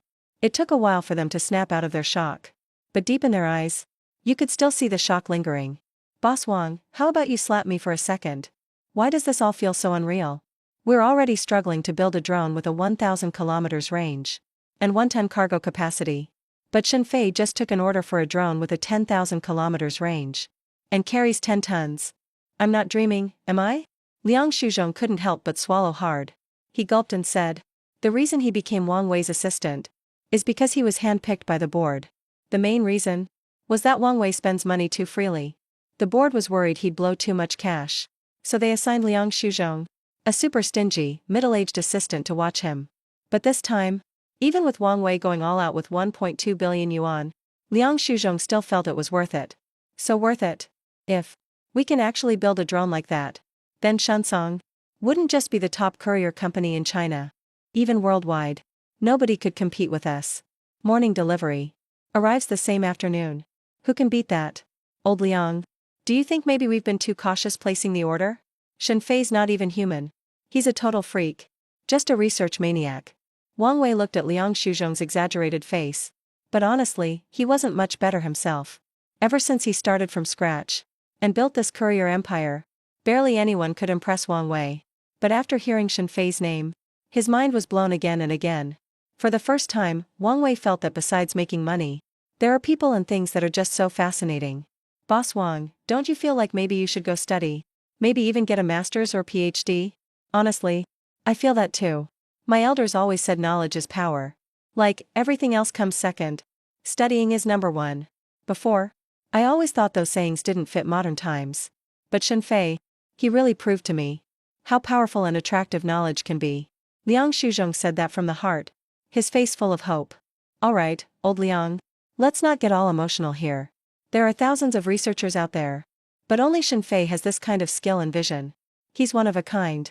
Honestly, in this country, we need someone like him, a researcher who really shines. He'll be like a beam of light, showing the way for so many lost young people.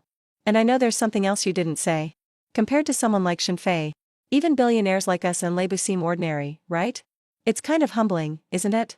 In the end, Wang Wei joked with a laugh. Right now, Wang Wei was honestly feeling super relaxed and can't wait for his drone to be ready. He's really looking forward to it. And when Liang Shuzhong heard him, of course he didn't dare say a word. After hesitating for 2 seconds, he suddenly changed the topic and asked, by the way, Boss Wang, did you set a deadline for Shenfei's order? Should we make an early announcement? Make a formal statement in advance? The netizens online already guessed it. They know we ordered a drone from Shenfei. So I don't think it's necessary to keep it a secret. Besides, Leibu already set the example for us. He announced 3 days in advance. Beishan Plaza, one public release for Dami Auto, made a huge splash. Gotta say, when it comes to marketing, we really could learn something from Leibu. After hearing that, Wang Wei started thinking. A moment later, he turned to Liang and said, good call, you reminded me. Of course we need to announce it. I didn't give Shenfei a fixed deadline. But, judging by how fast he's worked before, I'd say 1 week max. Shenfei should be able to deliver. So let's set it at 1 week. A week from now, we'll hold the drone launch event at Shenzhen Haihu Park. We'll see this time if Dami Auto or our drone launch event gets more attention, ours or theirs. In the end, even Wang Wei, who's seen it all in business, couldn't help but get hyped up. And of course, Liang Shuzhong was even more excited. Yes, Boss Wang. I'll go get it arranged right now. He nodded hard and quickly headed out of the office. Liang Shuzhong moved fast. Right after he finished talking with Wang Wei, in less than 10 minutes, their announcement was already posted on Shunsong's official site and all their main social media accounts. The announcement said that in 7 days, at Shenzhen Haihu Park, Shunsong Group will hold a drone delivery launch event. Stay tuned. It was short and sweet, but it hit like a rock. Dropped in a calm lake, and instantly created huge waves. Knew it. It's gotta be a drone. Boss Wang got Faye to build a drone, no question. I'm swamped. Totally buried in work. Dami Auto's last event. I even took time off just to watch it. Guess I'll have to take another day off. If this keeps up, my boss is gonna fire me for sure. Ha ha ha. Bro, just go ahead and watch it. Watch it work openly, who cares? I bet even your boss will be watching. He won't even have time to notice you. Dude, you know how to talk. Next time, say it sooner, huh? Now I'm chasing launch events. So this is how girls feel watching variety shows. Feels so freaking good. On Shunsong's official page, the comments shot past 10,000. In just a few minutes. Everyone is hyped for Shunsong's drone event in 7 days. They can't wait. Meanwhile, on the other side, inside the #1 military district research base, Chen Jinming and Qin Ying's seminar was silent as ever. Old Chen, it's impossible. Really, it can't be done. A strategic aircraft only really needs 2 things. One is strategic bombing. The other is supply drops. Let's talk about bombing first. To get our pilot and the plane back safely, we have to focus on the outer armor. But even Ying's newly researched T-shaped, super hard mixed metal alloy still can't guarantee it can take a guided missile hit without failing. On land, a couple missiles might not destroy a tank. But the air is different. Even a small malfunction could be fatal.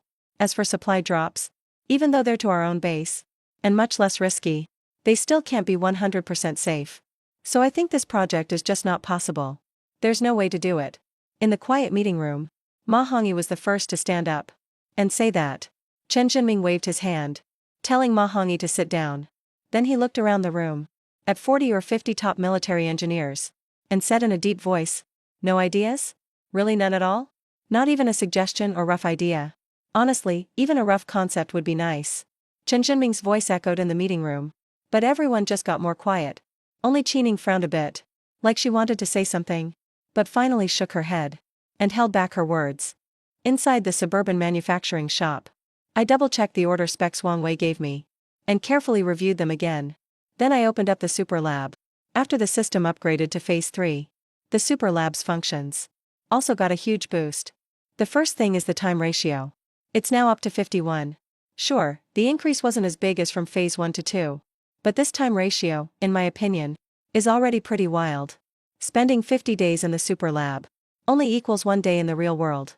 And thanks to having the Super Lab, with this insane ability, I dared to take Wang Wei's order. Even if I fail, I don't need to worry about time. Next, the equipment lineup in the Super Lab and the materials library have all been upgraded to military grade. Inside the Super Lab, not only can I use all kinds of top-tier military manufacturing equipment for free, but I can also pay to buy any military-grade material on the market. Some material prices though, just one look and my wallet hurts. The zeros at the end, I don't even want to count them. When I told Lei Busi that I'm broke lately, I wasn't kidding. While filling the order, the system said the more money I save, the more points I get. But who knows, if I want to make something myself one day, I'll definitely want the best stuff then. And honestly, I don't have that kind of money. Even a slightly bigger project could send me bankrupt again. Oh, Mr. Wang? Everyone's calling me Scammer Investment out there. Scammer Investment likes on my shop page are almost at 30 million now. No joke. This time I really didn't plan to rip you off. I wanted to build you a drone for real and shake off that Scammer Investment label. But man, now I feel so broke. You gotta understand. I mumbled to myself. Then I opened the Super Lab's material library. I spent most of the day picking and choosing materials until I finally gathered everything for the drone. Compared to last time, I did take way longer picking materials now. But honestly, I had no choice. Those military materials are way too expensive. I kept looking to see if I could swap in something else. Luckily, hard work pays off. I was looking at a potential $1 million material bill, but I squeezed it down to under 2 million. Adding everything up, I paid the system 1.8 million. If Wang Wei found out that number, he'd probably lose it right there.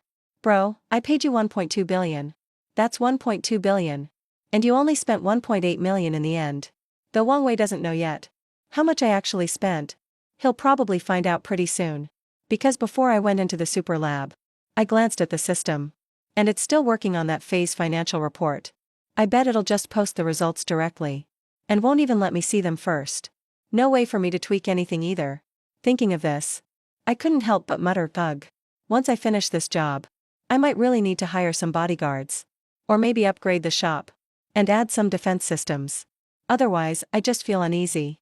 After picking out all the materials, I ran through the manufacturing steps in my head. One more time. If this were just a regular drone, I wouldn't even need a whole day. And I could make a dozen of them. But to build a drone with 10,000 kilometers range, and a 10-ton payload, and still make it super stable. No joke. This challenge is even tougher than making that EV for Le Bussy. Seriously. Because for the EV, most stuff wasn't a challenge. The hardest part was just the autopilot system. But for this drone Wang Wei ordered, all three key requirements are at odds. Long range means it's hard to carry more weight. Big payload. And it's hard to keep it stable. If you want top stability, then range and payload both get limited. Balancing all three things is incredibly hard. It's like asking an engineer to make an insanely precise part with 1 micron tolerances. Missing by 0.5 millimeters is a no-go. The problem I'm facing now is way tougher than making any single part like that. I have to take the three problems one by one. So, let's start with the easiest, range. I took a deep breath and started sketching things out in my head. As I did, the equipment I'd need for the process appeared in front of me from the super lab. Even though I said range is the easiest to tackle, that's just compared to the other two issues. In Wang Wei's drone specs, its body length is about 10 meters. And honestly, that is about as long as a drone can get. It's not that it can't go longer. But this is the sweet spot for drones. If it's any longer, it loses a lot of flexibility. A regular passenger jet is about 30 meters long. And its range taps out around 12 or 13,000 kilometers. Which means, I need to get that range with just a third of the size of a passenger jet. That's really hard, as you can imagine. But right then, I suddenly thought of something. Eyes lighting up, I couldn't help but mutter out loud. The biggest hurdle for range is shrinking the fuel tank. A big tank takes up space for cargo and hurts stability. Right now, all planes use jet fuel. And the tank size is linked to the range. But isn't it really more about the fuel itself? If it's tough to shrink the tank, how about improving the fuel? Yeah, that's the idea. That might be the best solution. By the time I finished mumbling, my eyes were shining even brighter. Without hesitation, I got to work. And put all my focus on solving the fuel problem.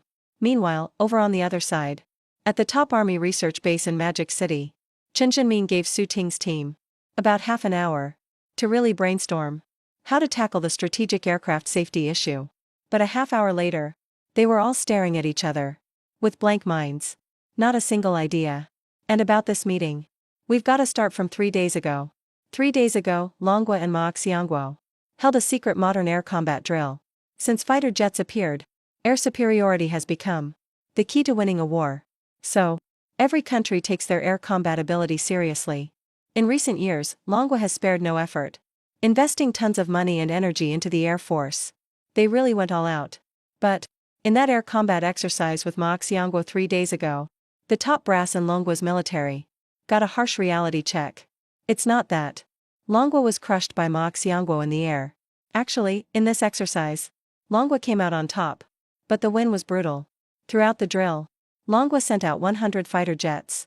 That included 20 JH-7 bombers, 25 J-10s, 10 Su-27 or J-11s, including the J-11B model, 8 Su-30 MKs, 7 Su-35s, 10 J-15s, and 8 J-16s including the J-16D, plus 12 J-20s. That's basically a whole air regiment. All their strategic fighters. But on Ma Xiangguo's side, only 10 jets showed up. Just when Longhua's officers thought Ma Xiangguo was just joking around, they got taught a lesson instead. 100 jets easily wiped out all 10 of Ma Xiangguo's planes, even taking out their command base. They got the entire base. But that also meant all 100 of Longhua's jets were exposed to the enemy. Ma Xiangguo fought fire with fire, and right in front of Lin's father, launched all their anti-air guns and missiles.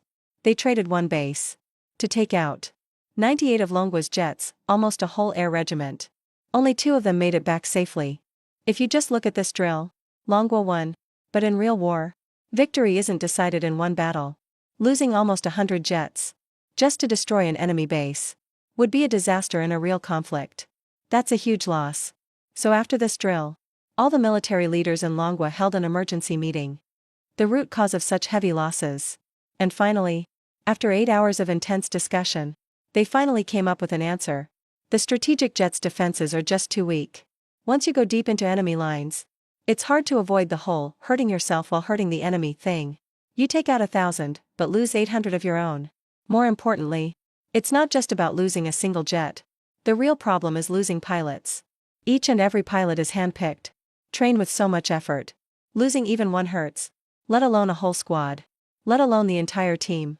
That's why the higher-ups urgently ordered Chen Zhenmin to lead all the top researchers at the base, and, within just 1 week, come up with a way to keep their pilots safe. And today is already the 2nd day since Chen got the order. Mr. Chen, I think we aren't the only ones facing this problem. Every country has to deal with this situation. So don't worry too much. Honestly, I think it's impossible to solve the defense problem for strategic jets in such a short time. Even if the higher-ups punish us all, it'll still be tough to fix. Seeing the mood in the meeting room get heavy, Ma Hongjiai stood up and spoke. Of course, as soon as he said that, the whole vibe changed. Chen Zhenmin got so mad. Even his mustache bristled. I don't need you telling me this. Leave it to time, huh? Leave it to time? Every time we run into tough problems. Is that how you all try to deal with it? Okay, so if time could solve it, what do we need you for? If everyone figures it out in the end, what's left for Longguo then? Our edge is, we need to be the first to solve the problem before everyone else. So, 2 days. I'm giving you 2 days. If you can't even come up with a basic idea, maybe it's time I take Qin Ying's suggestion and lock you all in a dark room until you focus on your research. After Chen Zhenmin said that, he slammed the table hard, then stormed out with a stiff face.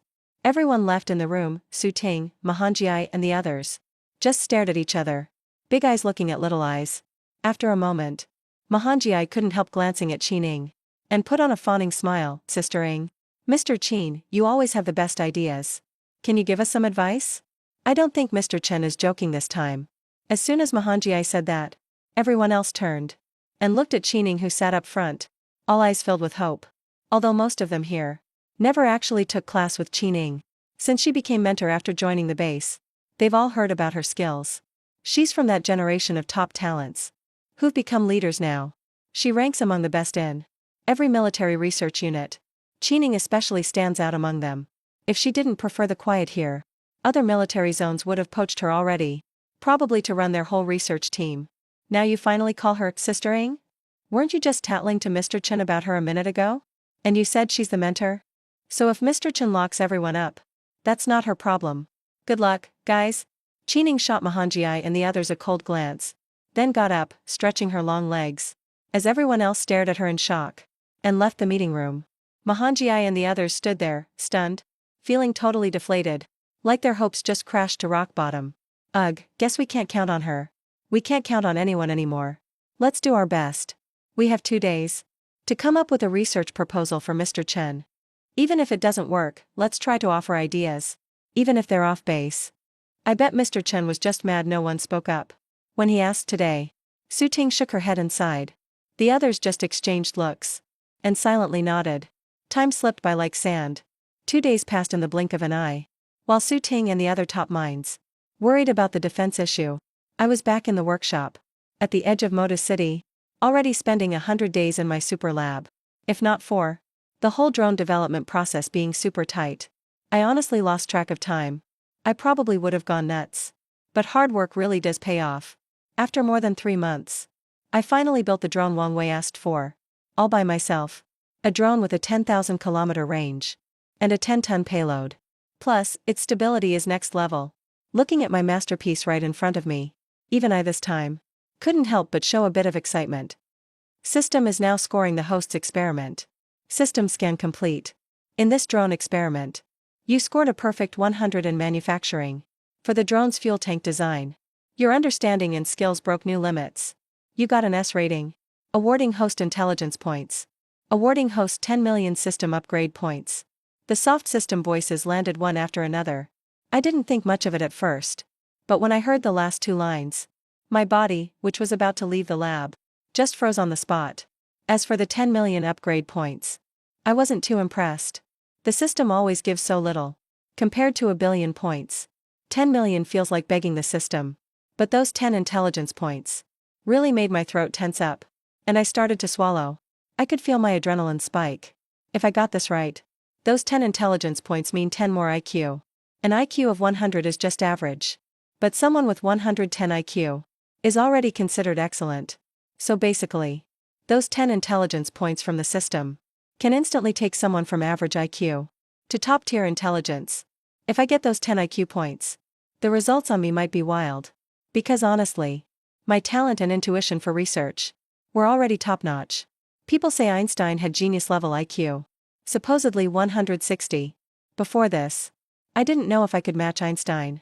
But with these 10 intelligence points, I seriously think even if Einstein came back, I could go head to head with him in pure IQ. Looks like the system still has tons of features I haven't even unlocked yet. Anyway, just the ability to boost intelligence is honestly scary. I took a deep breath and forced myself to calm down. Then I looked at my creation one more time and took it out of the super lab.